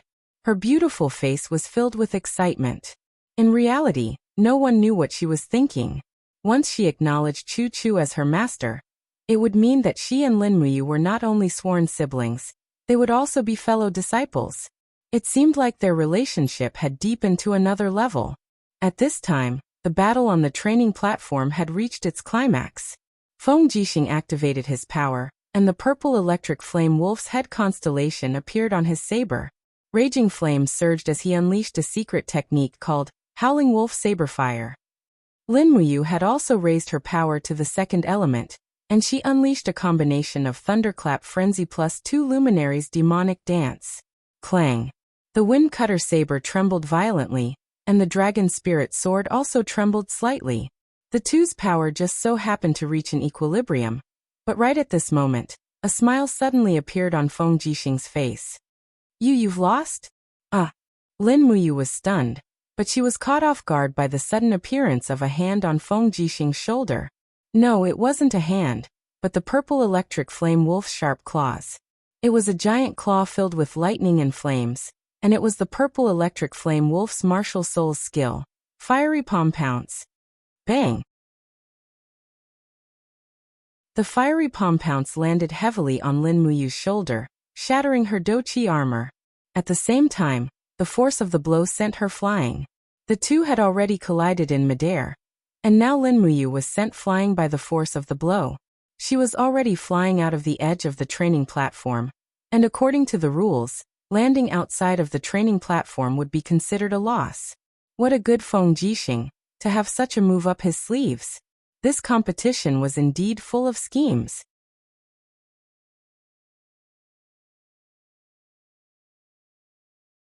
Chapter 201. But just as Feng Jixing was rejoicing, Lin Muyu, who was in the air, suddenly opened her hand, and her martial soul extended out several gourd vines that quickly wrapped around one of the pillars of the martial arts stage. With a so sound, she pulled it back, and her whole body once again rushed up the martial arts stage. Pa! Lin Muyu stood firmly on her feet and smiled. Big brother Feng, don't be too happy just yet. Good lad again. Feng Jixing laughed and suddenly raised his saber. A terrifying celestial demon constellation appeared behind him. It was the seventh form of the wind saber art, sky-devouring demonic saber. It was this move that defeated the successor of the Seven Seas Tang sect, Tang Bin. Now Feng Jixing was using the same move. Lin Muyu let out a shout, and the power of the third element surged into her arms. The dragon spirit sword spun rapidly, and she used her peak combat technique to meet Feng Jixing's fierce move. 3 Luminaries Calamity plus True Dragon Essence Fire plus Helix Break. Wang. Lin Muyu controlled the flaming longsword and rushed toward Feng Jixing's sky-devouring demonic saber.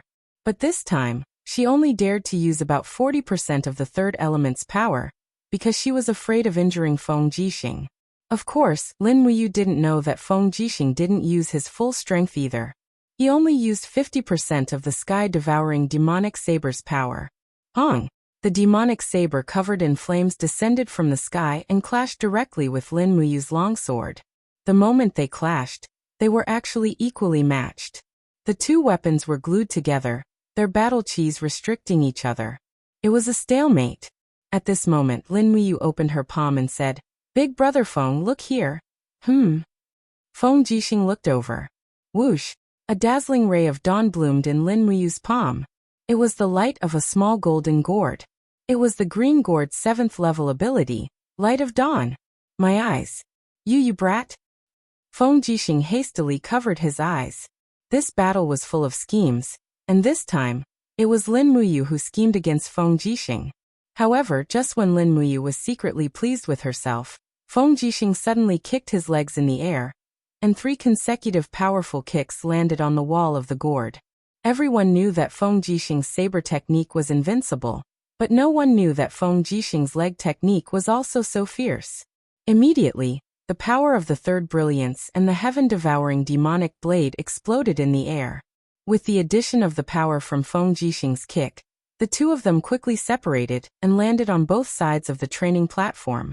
While in the air, Lin Muyu wanted to summon the gourd vine, but she couldn't. The wall of the gourd was destroyed by Feng Jixing's unreasonable kick, and she couldn't summon any strength from her martial soul. Pa! Her battle boots landed on the ground, and she slid more than 10 meters away before she came to a stop. Lin Muyu raised her hand and grabbed the dragon spirit sword that was chasing after her. With a shocked expression, she said, "I lost just like that?" On the other side of the training platform, Feng Jixing also flipped in the air and landed on the ground. He stood firmly, rubbed his eyes, and looked up at the training platform. He said, "Tui, this brat you is too crafty." My eyes. The scene was very quiet, and everyone who was watching the battle was also stunned. This was because Lin Muyu and Feng Jixing both landed on the ground at almost the same time, and no one could determine who won the finals of the sword duel tournament. The eunuch who announced the results stood there dumbfounded. In the end, he turned around and asked for help. "Your Majesty, the two of them landed on the ground at almost the same time. There's no way to determine the outcome." What should we do? Tu Chu laughed heartily. Lin Muyu Feng Jixing, come onto the stage and listen to His Majesty's announcement of the results. Qin Jin had a gratified expression on his face. He stood up and stroked his beard. He laughed heartily at Feng Jixing and Lin Muyu who were standing on the stage. This competition has really broadened my horizons. The strength of Feng Jixing and Lin Muyu has already been witnessed by everyone. With this result, the two of them are the champions of the sword duel tournament. As for the rewards, the dragon talisman and 200,000 jin coins, the two of you can choose yourselves. Feng Jixing was stunned. He wanted the dragon talisman, but he also wanted the jin coins. For a moment he was stuck in a dilemma. In the end, Lin Muyu was more straightforward. He didn't lack money, but he lacked an army. Thus he cupped his fists and said, Your Majesty, I choose the dragon talisman. I'll give the 200,000 jin coins to Big Brother Feng. Feng Jixing nodded in tacit agreement. Qin Jin laughed heartily and said, All right, I hereby announce that the champions of this sword duel tournament are Lin Muyu and Feng Jixing. The third and fourth places are Chu Huaying and Qin Lei. The rest of the contestants will also be rewarded accordingly. The final winner of the dragon talisman is Lin Muyu. Come forward to receive your reward. Lin Muyu and Feng Jixing walked forward together. Qin Jin personally handed out the reward. A dragon-shaped golden dragon talisman was placed in an extremely exquisite box. Qin Jin lifted it up and carefully placed it in Lin Muyu's hands. He reminded her, You must use the dragon talisman carefully. Once you mobilize the army, it means that you are controlling it as the Empire's general. You must not kill indiscriminately or defy the Empire's laws. Do you understand? Lin Muyu accepted the dragon talisman and nodded heavily. Yes, Your Majesty. Qin Jin then took out a 200,000 gold note and handed it to Feng Jixing. He said, General Feng, as the commander of the Imperial Guards, you are responsible for the long-term stability of the Imperial capital. I hope that you will continue to give your all for the Empire in the future. Feng Jixing nodded with a determined look in his eyes. Your Majesty, this general understands. At this moment, Qin Yin pulled Tang Xiaoxi forward and stopped in front of Lin Muyu. She grinned and said, Congratulations, Big Brother You. You actually managed to obtain the dragon talisman. Tang Xiaoxi giggled. I told you Mu is as strong as a monster now. Obtaining the dragon talisman is as easy as pie. Lin Muyu blushed. It's not as easy as you make it out to be. I was almost killed by Big Brother Feng's sword. Feng Jixing rubbed his nose and said angrily, Don't say that. I was almost pierced through the chest by your sword. At this moment, Qin Lei and Qin Yan walked over while supporting Chu Huayin. The others also approached them one by one, waiting for the emperor to reward them. Qin Yin smiled and said, Father, didn't you want to give the top four a title? It seemed like Qin Yin had always wanted to give Lin Muyu a title. Now the opportunity had finally come. Qin Jin nodded lightly. He held the Desolation Sword, which symbolized his status as an emperor, and slowly stepped onto the pothole-filled martial arts arena. He exuded the majesty of an emperor as he said in a clear voice, The Qin Empire is full of talented people. Today, during the sword competition, I can see that the empire is full of talented people. With so many young heroes, our Qin Empire will definitely be strong for generations to come. As he spoke, he paused and said loudly, I hereby appoint Feng Jixing, Lin Muyu, Qin Lei, and Chu Huayin as the four generals of the wind, rain, thunder, and lightning. They will also be known as the four heroes of Lanyan. The title of the four heroes of Lanyan will accompany them for life. They will be second-class nobles in the empire. I hope that the four of you will charge and break through enemy lines for the Qin Empire in the future and protect our territory. Lin Muyu, Feng Jixing, and the others all cupped their fists in greeting. Second-class nobles. This was not a small title. In terms of nobility, Tang Xiaoxi, Qin Lei, Qin Yan, and the others were all first-class nobles. Second-class nobles were at least second-class nobles. Although it was only a title, from now on, no one would dare to think that Lin Muyu and Chu Huayin were commoners. Chu Huayin's face revealed a trace of gratification. The Chu family had been commoners for thousands of years. In his generation, There was finally a change. Wind, rain, thunder, and lightning. For heroes of Lanyan. Qin softly repeated the name twice. She smiled and said, "It's really appropriate. Congratulations, brother Yu. From now on, you are one of the 4 heroes of Lanyan. You can finally be on the same level as General Feng and brother Qin Lei." Lin Muyu smiled in gratification. "Yes, I have to thank your majesty for this." As he spoke, he put away the dragon talisman and threw the precious token into his cosmos sack. Qin Jin continued to reward the contestants ranked 5th to 12th. Although these people did not have eye-catching titles like the 4 heroes of Lanyan, the rewards they received were still considerable. Those who held positions in the army had all been promoted by 1 rank. Otherwise, they would have received at least 10,000 Jinin coins as a reward. That was not a small number. "Congratulations, little Lin, you have finally become a noble."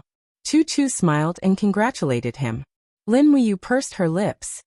"Chu, don't make fun of me. My small status as one of the 4 heroes of Lanyan is just a small trick in front of you." "Oh right, Chu, are you really willing to be the princess tutor? I can't disobey your majesty's words." Chu said helplessly. "Originally, I, Chu, had never accepted a disciple in my entire life. Ever since you came, I have been making an exception." "Fine, it doesn't matter if I accept a well-behaved disciple like Her Highness Yin." "Yes, Chu, you have worked hard." Beside him, Feng Jixing put his arm around Lin Muyu's shoulder and laughed. "You, shall we find a place to gather tonight?" "Sure, where?" "Listen to the rain tower, your treat." "How about it? You have the dragon talisman, so you will be the biggest winner of this sword contest." "Sure." Sure." Following that was another series of reward ceremonies. The rules of the royal family were very complicated, but Lin Muyu tried to accept it. Here he was the closest to the sky and also the closest to the peak of this world. He had to be patient, otherwise he would not be able to show off his skills in the future. The contest finally ended when the sun set. The supervisor of the Zetian Palace held a banquet in the main hall, but Qin Jin did not attend because he was too tired. Lin Muyu, Feng Jixing, and the rest of the 4 heroes of Lanyan did not attend either. They slipped out of the Zetian Palace under the cover of the night and went straight to listen to the rain tower. "Both Her Highness Yin and Princess she did not come today, so we can drink to our heart's content." Qin Lei laughed. Chu Huayin nodded. "The Zetian Palace has Chu's protection, so I believe there will not be any danger. It is rare for us to have this opportunity, so we must drink until we are drunk tonight. How about it?" "Sure." That night, they really drank until they were drunk, and they did not go home at all. For people wearing the armors of the Empire's senior generals left to listen to the rain tower after they were drunk. It was early in the morning, and the cold wind was blowing, but they did not seem to feel cold at all. They recited poems facing the moonlight. Qin Lei was a boorish man, so he did not know how to recite poems, but Chu Huayin and Feng Jixing were quite knowledgeable, so they recited some poems that were similar to "Where will we wake up tonight? The willows are by the shore, the wind is at dawn, and the moon is waning." After that, the 4 of them were drunk by the hidden dragon lake of Lanyan City. In the early morning, a few ruffians walked over and all of them were dumbfounded. Gosh, these people seem to be the experts of today's sword contest. They are known as the 4 heroes of Lanyan. TSK, they are already drunk. Should we touch them? Touch, touch, touch. Therefore, when Lin Muyu, Feng Jixing, and the rest woke up, all the Jingyan coins on them had been stolen. Fortunately, these ruffians did not dare to be too bold, and only took some Jingyan coins and silver coins. They did not even dare to touch Feng Jixing's gold notes. Otherwise, if the commander of the Imperial Guards was angry, it would be disastrous. Slapping his forehead, Feng Jixing woke up and said in annoyance, "Which bastard dared to steal the money pouch of the tiger of Tongtian Street?" Lin Muyu said, "My few hundred Jingyan coins were also stolen." Chu Huayin laughed. "Money is gone and people are happy. I am so tired. I am going back to sleep." "Go back, everyone. We will meet again next time." "Okay."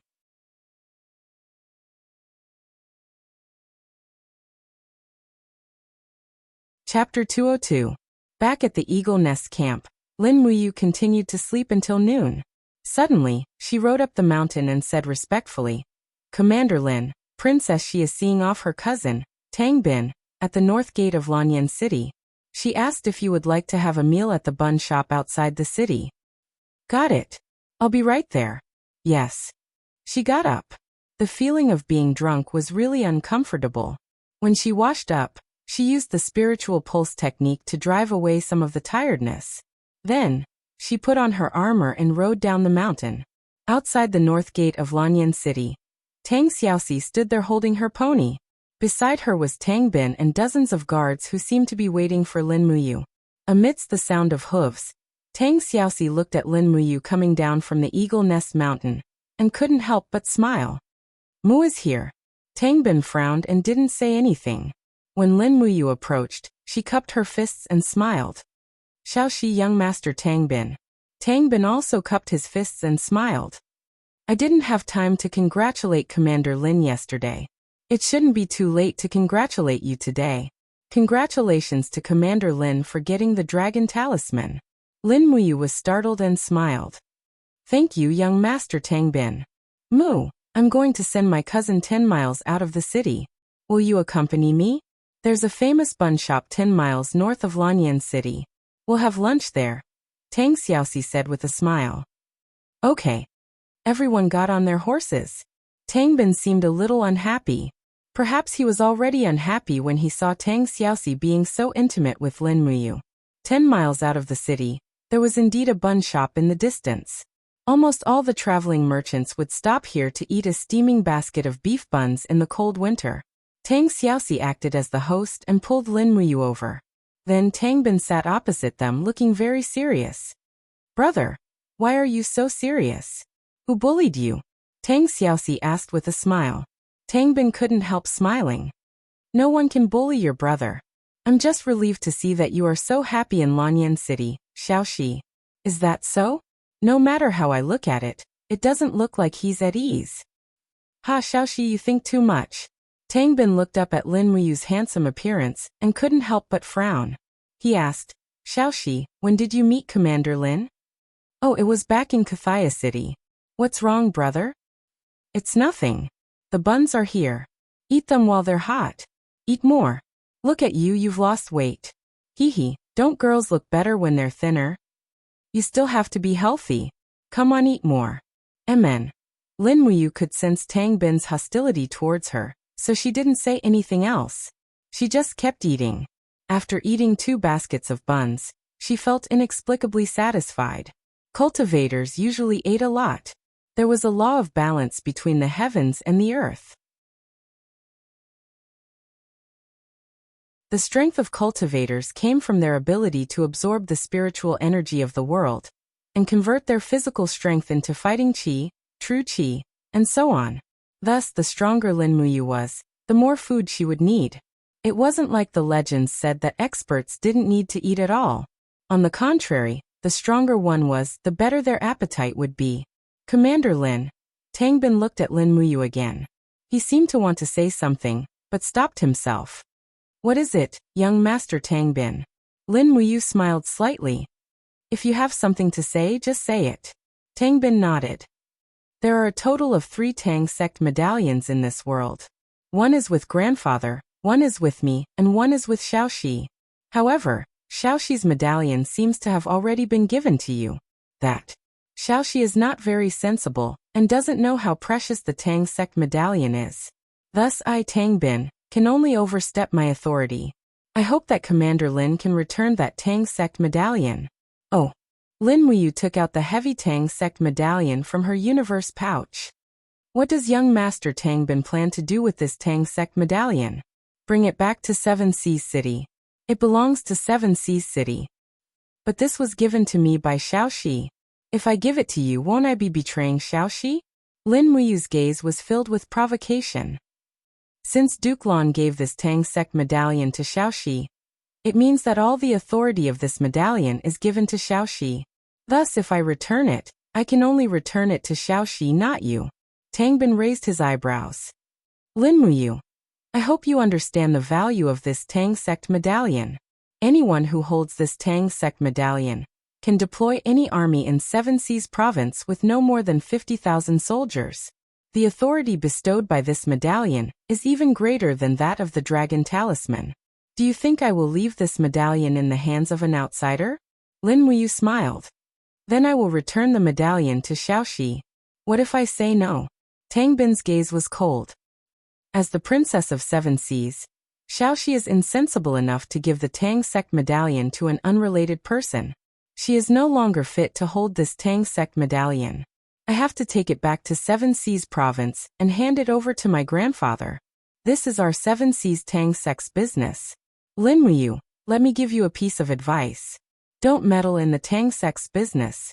Lin Muyu was someone who could be persuaded by reason but not cowed by force. She said proudly, Xiaoxi is my friend. If someone wants to steal something from my friend, I won't allow it. Xiaoxi, are you willing to hand over the Tang Sec medallion to him? Muai, Tang Xiaoxi bit her red lips. She looked at Tang Bin and said, Brother, I will personally go back and hand this Tang Sec medallion to my grandfather. I won't trouble you to come and get it. Tang Bin raised his brows and said, Little Shi, you're still young, and there are many things you don't understand.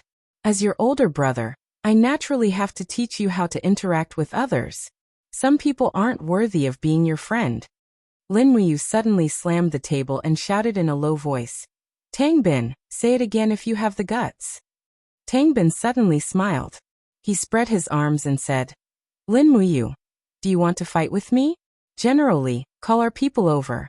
Tell them that Lin Muyu, one of the 4 heroes of Lan and Yen and the 4 generals of wind, rain, thunder and lightning, is going to fight with me. At the side, General Li quickly blew a whistle. Immediately, the forest in the distance shook, and in the next moment, the sound of iron hooves thundered. At least 1,000 cavalrymen appeared on the official road, each of them wearing a red fox emblem on their shoulders. That was the symbol of the Seven Seas Tang sect. So they brought the army. Lin Muyu spread out her hands and said with a smile, No wonder they are so arrogant. If I had known it would be like this, I would have brought the Imperial Guard over. I wanted to see if the Seven Seas Tang sect's army was as strong as the legends say. Tang Bin smiled faintly. It's a pity that Commander Lin didn't bring her own army. What a pity. However, I still don't want to hand over the Tang sect's Iron Order. What should I do? Lin Muyu turned around and stood up. She stuffed the Tang sect's Iron Order into Tang Xiaoxi's palm and said with a smile, Now the Iron Order belongs to Xiaoxi. Tang Bin, as her brother, are you going to use the army in your hands to seize Xiaoxi's Iron Order? That is equivalent to seizing the 50,000 soldiers in Seven Seas City that Xiaoxi controls? Tang Bin said coldly, Xiaoxi is my sister. Don't try to sow discord between us. Lin Muyu snorted coldly. Is that so? Tang Bin, you are already the greatest successor of Seven Seas City. Why are you still so greedy? Why are you even determined to obtain Xiaoxi's Tang sect's Iron Order? Nonsense. Don't slander me. Slander you? Lin Muyu raised her eyebrows. Do you dare to say that you are not worried that Xiaoxi is deeply doted on by Duke Lan and will seize your right of inheritance? Do you dare to say that you are not worried that Xiaoxi will threaten you? You. Tang Bin's face turned red and he was speechless. General Li, who was behind him, had already mounted his horse. He waved his saber and said with a smile, Young master, there is no need to talk so much with him. Just order the cavalry to charge and take this brat's life. Just say that he stole our Tang sect's Iron Order. The evidence is conclusive. I believe that His Majesty will have nothing to say. Tang Xiaoxi hurriedly spread her arms in front of Lin Muyu. Her pretty face was full of anger as she shouted, Li Liani, you bastard who can't tell right from wrong. Are you going to attack me? Li Liani was stunned. At this moment, the dense sound of horse hooves came from afar. Not long after, a group of Imperial Army cavalry appeared in their field of vision. The leading general pulled out his sword from afar and shouted in a low voice, An unknown army has entered the territory of Lanyan City. Brothers, prepare for battle. It was none other than one of the Kiliarchs of the Imperial Army and the former Gold Star instructor of the Holy Temple, Zhang Wei. 1,000 Imperial Army soldiers arrived aggressively. Lin Muyu spread his arms and said with a smile, "Lord Zhongwei, don't be in a hurry to charge. This is just a misunderstanding, hee." He was overjoyed. Zhang Wei had come just in time. It was as if he had come out of nowhere. Zhang Wei naturally knew the pros and cons. He raised his thick eyebrows and dismounted. "Oh, it's young Master Tang Bin. I was wondering who it was." However, young Master Tang Bin, all frontier vassals need to report to the army before they enter the capital. We, the Imperial Army, did not receive any report from the 1007 Sea City Cavalry led by young Master Tang Bin. "Young Master, is there some misunderstanding?" Tang Bin clenched his teeth and cupped his fists. "Lord Zhongwei, it is indeed a misunderstanding. These 1000 cavalry were just sent by 7 Seas City to protect me. I did not have the time to report to the Imperial Army. Please forgive me, Lord Zhongwei." Zhang Wei's lips curled up. "Oh, so it really is a misunderstanding. I, old Zhang, thought that young master wanted to make a move on Lady Lin Muyu. Lady Lin Muyu is one of the newly conferred 4 heroes of Lan Yan. Whoever dares to make a move on her is a provocation to His Majesty's imperial authority. Since it's not the case, that's great. Young master, please leave. I still have a mission to patrol the city. Old Zhang, please forgive me for not sending you off." Tang Bin nodded. "All right, we will meet again in the future. Have a safe trip, I won't send you off." Although Tang Bin was unwilling, he did not have the slightest chance this time. The 1000 Imperial Army soldiers led by Zhang Wei were all elite cavalry. They might not lose to his 1007 Seas City Cavalry. Moreover, there was also Lin Muyu, whose strength was unfathomable. Furthermore, Tang Xiaoxi was deeply doted on by Tang Lan. If this matter were to blow up, it would not do him any good. After watching Tang Bin and the others leave, Tang Xiaoxi bit her red lips and said, "Mu, I'm really sorry this time." Lin Muyu smiled slightly. Holding her little hand, she said, "With our friendship, there is no need to say sorry. But this Tang Bin is really too overbearing. It would be terrible if the 7 Seas province were to be handed over to such a person in the future. Could it be that Xiaoxi, don't you want to take back your position as the successor of 7 Seas City?" "But Tang Xiaoxi's beautiful eyes were filled with helplessness.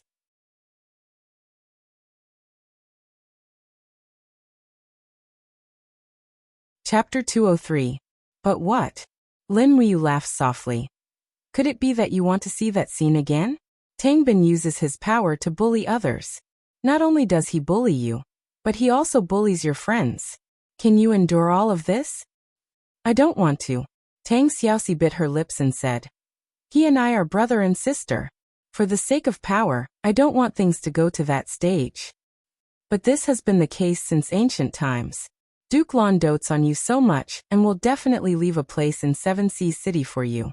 At that time, it is inevitable that Tang Bin will attack you with his sword. So it is better to make a decision as soon as possible."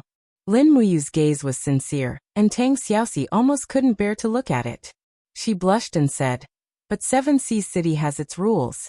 Only those who have mastered the Firefox seal have the right to become the Lord of 7 Seas City. Grandfather's Firefox seal has already reached perfection, and Tang Bin's Firefox seal has also reached the 7th layer. But as a girl, I can't even control the 1st layer. It doesn't matter, there will definitely be a way." Lin Muyu took a deep breath and said, "Let's go ask the 2 elders Lei Hong and Chu Chu and see if they have a way to solve the problem of you being unable to cultivate the Firefox seal." Tang Xiaoxi smiled and nodded. She shook Lin Muyu's hand and said with a smile, "Mu, it is good to have you here." Lin Muyu smiled and said, "Do you feel that I am more reliable than your brothers?" "Don't worry, Xiaoxi. I will protect you well in the future and won't let anyone bully you." "Good. I will remember what you said today. You must also remember it." "I will." Zhang Wei was dumbstruck. "My goodness, you guys are treating this general like air and talking about love here. Don't you care about the feelings of a single person like me?" Lin Muyu chuckled. "Thank you, Lord Zhang Wei, for coming in time this time. In the future, I will definitely put in a good word for you in front of Feng Jixing, so that you can become captaincy as soon as possible." "Haha, thank you very much, Madam Lin Muyu. I know that you dote on me the most. Tang Xiaoxi was a bit speechless. She looked at Lin Muyu and then at Zhang Wei with worry in her eyes. She grabbed Lin Muyu's hand tightly and said, Mu, let's hurry back to the city. We can't stay here for long. All right. At night, in the Zetian Palace, the moonlight shone on the imperial city like water. Outside Phoenix Perching Palace Hall, Chu Huaying led 20 dragon guards to guard the balcony with their swords and sabers. The moonlight shone on their silver armor, giving off a holy glow. Although the night was cold and bleak, these loyal dragon guards were like stone statues that did not fear the cold. Inside the palace hall, there was a pot of soup on the stove that was slowly boiling. Chu Chu and Rui Hong sat on the floor, sipping tea while Qin Yin, Tang Xiaoxi, and Lin Muyu accompanied them. It wasn't easy to invite Rui Hong here in the middle of the night. Furthermore, Chu Chu was also here. It was a rare opportunity for the Empire's two great saints to gather. This is indeed a difficult problem. Rui Hong muttered to himself and looked at Tang Xiaoxi. Princess, she is a woman after all, so her physique and the structure of her energy sea are very different from a man's. The Firefox seal is a kind of ultimate technique that is domineering and powerful. A non-man's energy sea is unable to nurture the fire origin energy of the Firefox seal. And without the fire origin energy of the eyes, it is impossible to condense the Firefox seal. Tang Xiaoxi's little mouth twitched, but she didn't say anything. Lin Muyu asked on her behalf, Great Deacon, what is the difference between a man and a woman's energy sea? Why is it that Xiaoyin can use such a powerful martial soul like the God-binding chains, but Xiaoxi can't condense the Firefox seal? There is a huge difference. The one who spoke was Chu Chu. He raised his head and said, Although the God-binding chains are powerful and domineering, it is still a martial soul inherited from the bloodline. Although Princess Xiaoyin is a woman, the blood flowing in her body is the true dragon bloodline of the Qin family, so she can naturally bear the domineering God-binding chains. However, Princess Xi's body is very different. She is an extremely normal woman. Lei Hong continued, The sea of Qi is condensed in the dantian. In the dantian of a man, there is a profound latch called Guanyuan. Every man is born, this Guanyuan profound latch is opened, so it has endless benefits, and can practice any kind of powerful martial arts. But after a woman is born, this Guanyuan profound latch is sealed. Unless she can open the profound latch, otherwise, she can't practice some extreme yang techniques. Lin Muyu seemed to see a glimmer of hope and said, Then can't we just open Xiaoxi's origin gate? Lei Hong shook his head and said, No. A woman's primordial profound latch is like her own body. Every woman is born with a virgin body. Only after having intercourse with a man will the lower body's profound latch be broken, but the profound latch in the Qi Sea cannot be broken. Once it is broken, the Qi Sea will leak out, which is equivalent to crippling the Qi Sea.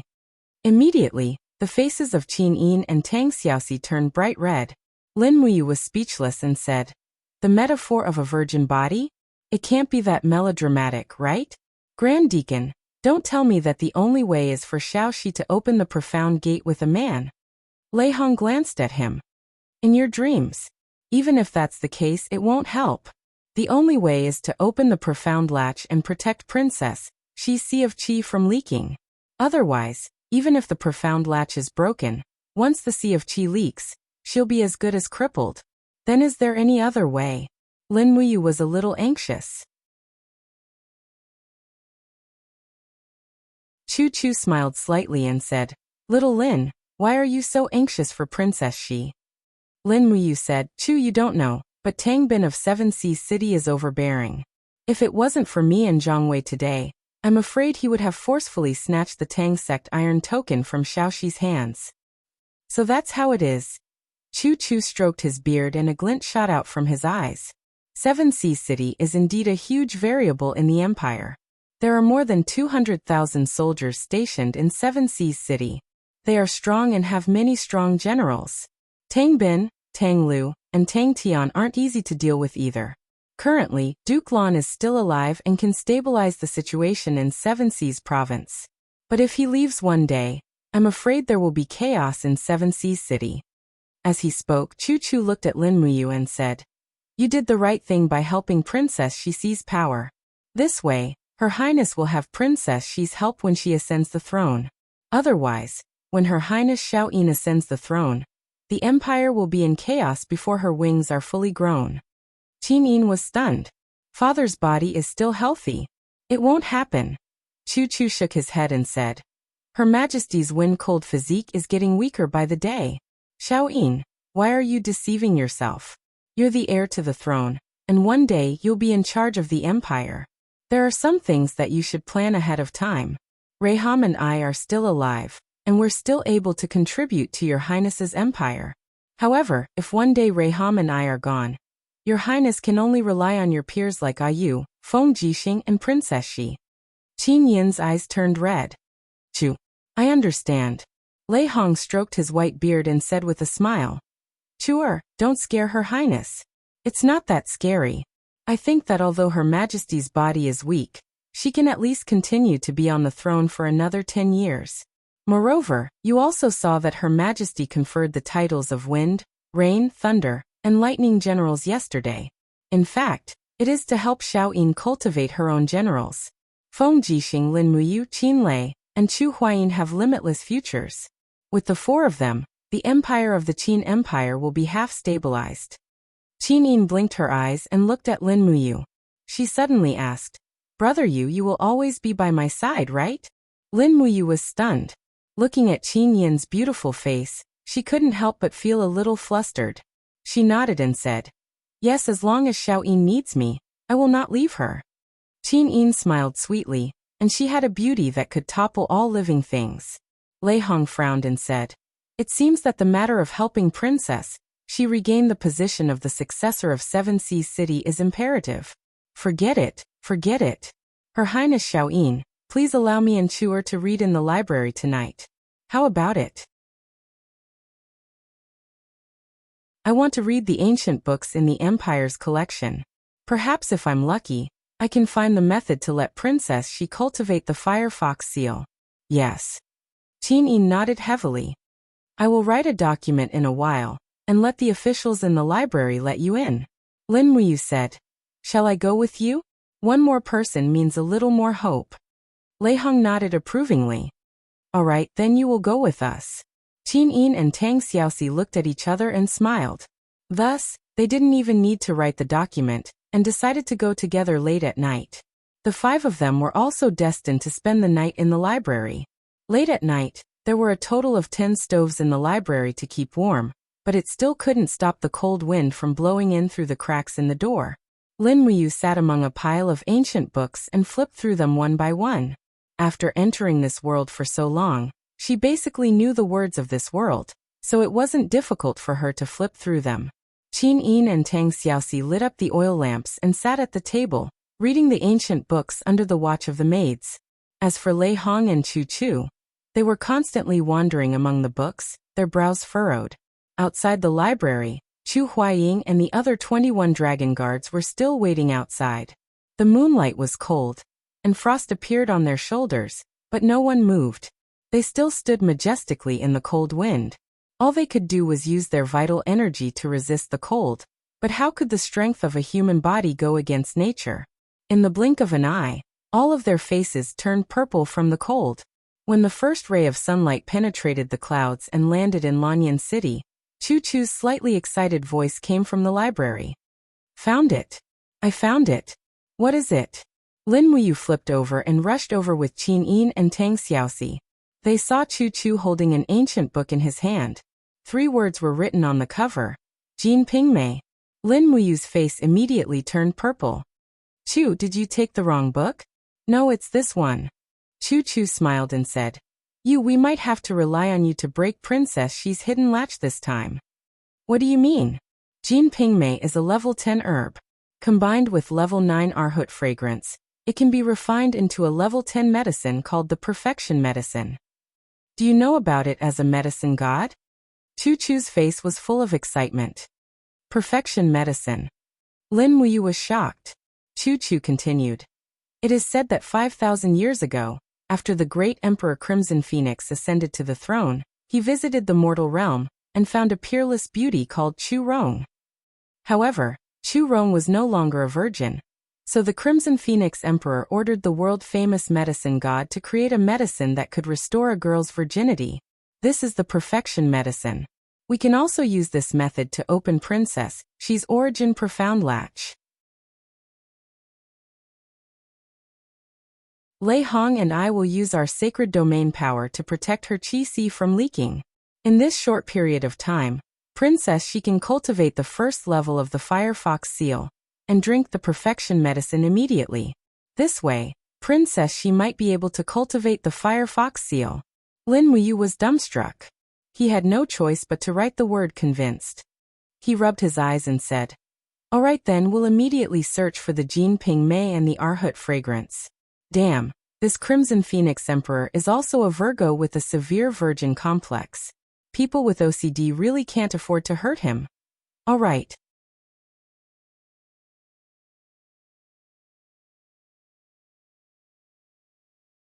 Chapter 204. Lua Hangxiang was a very strange herb. It was said to be connected to Buddha, but there were very few people in the Shattered Cauldron realm who believed in Buddha, and they did not believe in the Buddha of Earth, but another Buddha that Lin Muyu was unfamiliar with. However, overall they still believed in the type of people who lay down the butcher's knife and become a Buddha. I've seen Lua Hangxiang in the dragon-seeking forest.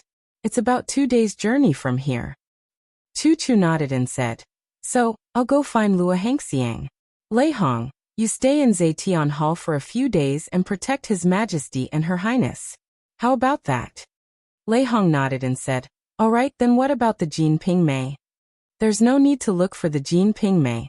Chu Chu smiled and said, "I've seen this herb before." "Oh, where?" "Songnan Province. Governor Hu Tianing's courtyard has a few Jin Ping Mei trees.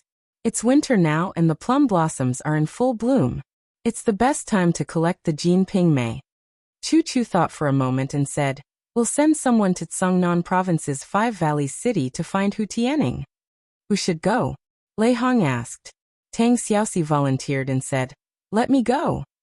"No." Chu Chu refused resolutely and said, "Firstly, Princess Xi, you haven't stepped into the heaven realm and your strength is insufficient. Secondly, the distance between the imperial capital and Songnan province is long. There are bandits, mercenaries, and people from the House of Chivalry. If there's any mishap, our entire plan will be in vain." As he spoke, Chu Chu looked at Lin Muyu and said, You already have the strength of a heavenly king, and you're also one of the newly conferred 4 heroes of Lanyan. You also have a dragon talisman. How about this? You'll replace Princess Xi and go to Songnan province to get the Jin Ping Mei. You only need to cut a branch and refine the medicinal essence." Lin Muyu said respectfully, "All right, I'll go." Qin Yin blinked her eyes, wanting to say something but hesitating. Lei Hong frowned and said, "When you committed a crime in Silverfur City, Hu Tianning once sent several thousand elites of the Flying Mount camp to pursue and kill him. Although they failed, Hu Tianning's hatred for you is clear. Moreover, Hu Tianning is Yu's uncle. I suspect that it will be very inconvenient for you to travel to Songnan. At the very least, a single gilded dragon talisman is far from enough." "What else do you want?" Lin Muyu asked. "Let's ask His Majesty for an imperial edict. Since it's from His Majesty, I believe it won't be a problem to ask for this plum blossom." "All right." Chu Chu walked over and patted Lin Muyu's shoulder saying, You must be careful along the way. Pick another 100 Imperial Guards from the Eagle Nest camp to accompany you. Helping Princess Xi to make a breakthrough is also one of the missions of the Eagle Nest camp. As a commander, you can't go to Songnan province alone. Lin Muyu squinted her eyes and said with a smile, "Could it be that Hu Tianning really dares to kill me? It's best to be careful." Chu Chu slowly put down the scroll in his hand and said with a smile, "Hu Tianning has been the governor of Songnan province for many years, and can be said to be a feudal lord. Although he comes to the imperial capital to have an audience with His Majesty every year, as the highest governor and military commander of a province, his arrogance is growing day by day. We must guard against him." "All right, I know. I will be careful." "All right, prepare Yu's letter. If there are any mishaps, immediately send a letter to report to us." "Yes." The next morning, after a short rest, Lin Muyu set off from the Eagle Nest camp with the Emperor's imperial edict in hand. Wei Chou, Xiahou Sang and the other capable subordinates were all brought along. In total, she brought 20 imperial guards and 80 elite imperial guards. All of them were cavalry. Outside the north gate of Yanlan City, the royal flag was swaying in the distance. The royal flag was embroidered with a large Qin character. Qin Yin and Tang Xiaoxi were there, waiting to send Lin Muyu off. Urging her horse forward, Lin Muyu dismounted and cupped her fists respectfully. Xiao Yin, Xiao Shi, there is actually no need to send me off with such great fanfare. This will instead let others know. The cold wind caused Qin Yin's princess cloak to flutter. She walked forward and said with a smile. Originally Xiao Shi also said the same thing, but I feel that it is better to let more people know that you are going to Cangnan province, so that Hu Tianning will treat you with more respect. And there is also a bit of truth. Lin Muyu nodded in agreement. Oh right, older brother you, I still have a little gift to give you. Oh what? Lin Muyu asked in surprise. Qin Yin smiled with dimples and signaled the maid behind her. Bring it over. Yes, your highness. A maid came forward, holding a roll of white blanket embroidered with gold in her hand. It looked very expensive. Qin Yin reached out and held the blanket in front of her chest. Her pair of beautiful eyes looked at Lin Muyu without concealing her reluctance to part. She smiled slightly and said, well, this is the snow fox blanket. The golden flowers on the edge were personally embroidered by me. Older brother you, your trip to Cangnan province will take at least 3 to 5 days. The wind is cold at night. You should cover yourself with the blanket, otherwise it will be bad if you catch a cold. Lin Muyu couldn't help laughing and said, Xiao Yin is so careful. Humph, what do you think? Qin Yin showed a trace of a little girl's look, pouted and said, you also have to take proper care of your body. Although your physique may be stronger than ordinary people, it is still flesh and blood after all. If you don't take good care of yourself, if you get sick when you come back, won't you still have to trouble me and Xiaoxi to take care of you? That won't happen. Lin Muyu's heart warmed. She hugged the blanket and said with a smile, Xiao Yin and Xiaoxi, don't worry, I can take care of myself. You see how old I am. You two are only 20 and I am 24. I am so much older than you two. If I can't take care of myself, then wouldn't I have lived these 4 years in vain? Qin Yin burst into laughter. Humph, no matter what you say, you are right. At this time, Tang Xiaoxi also came forward and said, Mu, don't just say goodbye to Xiao Yin. I also have something here for you. Oh, what is it? Come bring it here. Yes. Several guards of the Duke's mansion came forward, each of them holding something wrapped in white cloth. A faint fragrance filled their nostrils. Tang Xiaoxi opened one of the packages and said with a smile, here, fragrant beef loaf, good quality snow rabbit leg, and some fruits to help with digestion. You will need them for your journey. Lin Muyu didn't know what to say anymore. The two girls were really thoughtful, and he was already in tears of gratitude. He immediately wrapped the blanket around the warhorse and handed the meat to Wei Chou and Xiahou Sang. He smiled and said, Thank you, Xiaoxi. You are just as thoughtful as Xiao Yin. Tang Xiaoxi smiled faintly. In any case, you should come back early. Just take the official road. You are the royal guard, and there are so many of you. Those mercenaries and bandits won't dare to do anything to you. Got it. Then I will set off. Lin Muyu flipped over and turned the horse around to face the two beauties. His expression became solemn, and he suddenly raised his right hand in front of his chest. He lowered his head slightly and performed a standard Empire military salute. His salute was not abrupt, but there was a kind of calmness and steadiness that came after being baptized by wind and frost. Moreover, he was dressed in the Holy Cathedral's uniform, which made him look even more heroic. In an instant, Qin Yin and Tang Xiaoxi's hearts were in a mess. Qin Yin looked up at him and said, Come back early. Let's go. Lin Muyu turned the horse around again and shouted, Let's go.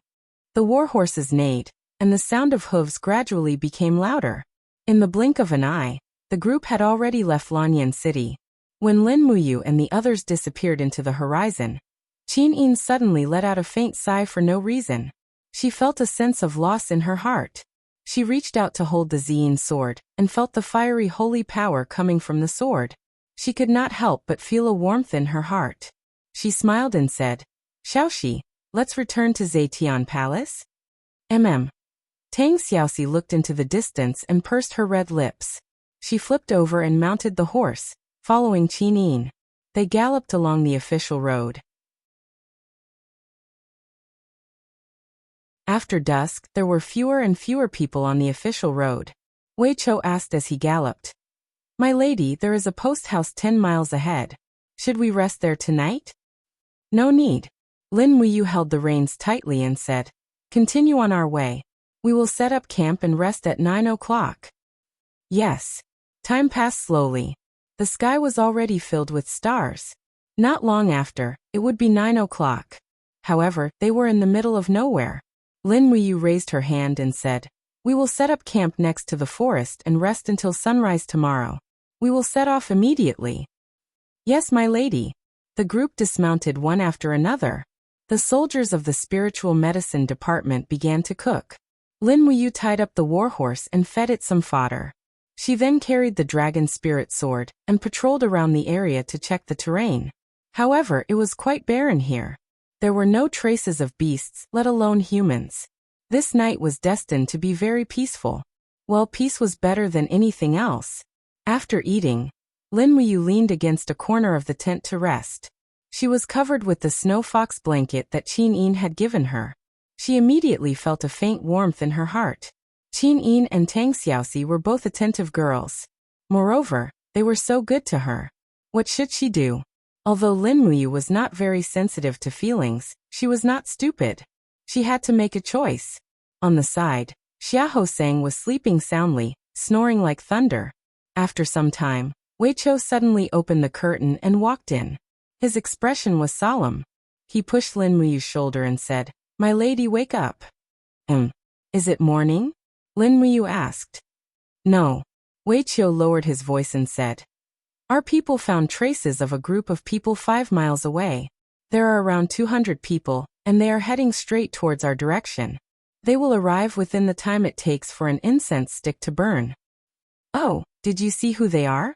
Lin Muyu sat up. People from the House of Chivalry. Lin Muyu frowned and said, People from the House of Chivalry want to attack the Imperial Army again. Have they eaten a bear's heart or a leopard's heart? Wei Chou smiled faintly and said, After His Majesty ordered the annihilation of the House of Chivalry in the North Ridge province, these people from the House of Chivalry have become more and more rampant. They are even shouting rebellious slogans. What slogans? I dare not say, speak.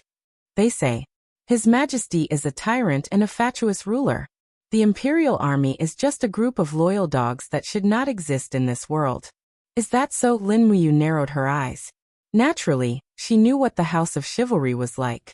However, since they were so arrogant, there must be someone behind them. Moreover, this person was definitely a schemer. Sometimes, an opponent like Zhen Yifan was not scary. Instead, it was an opponent who hid behind the scenes and plotted against them that was the scariest. My lady, what should we do? Wei Chou asked. Lin Muyu raised her sword and said, Don't make a sound. Wake everyone up and maintain the bonfire outside the tent.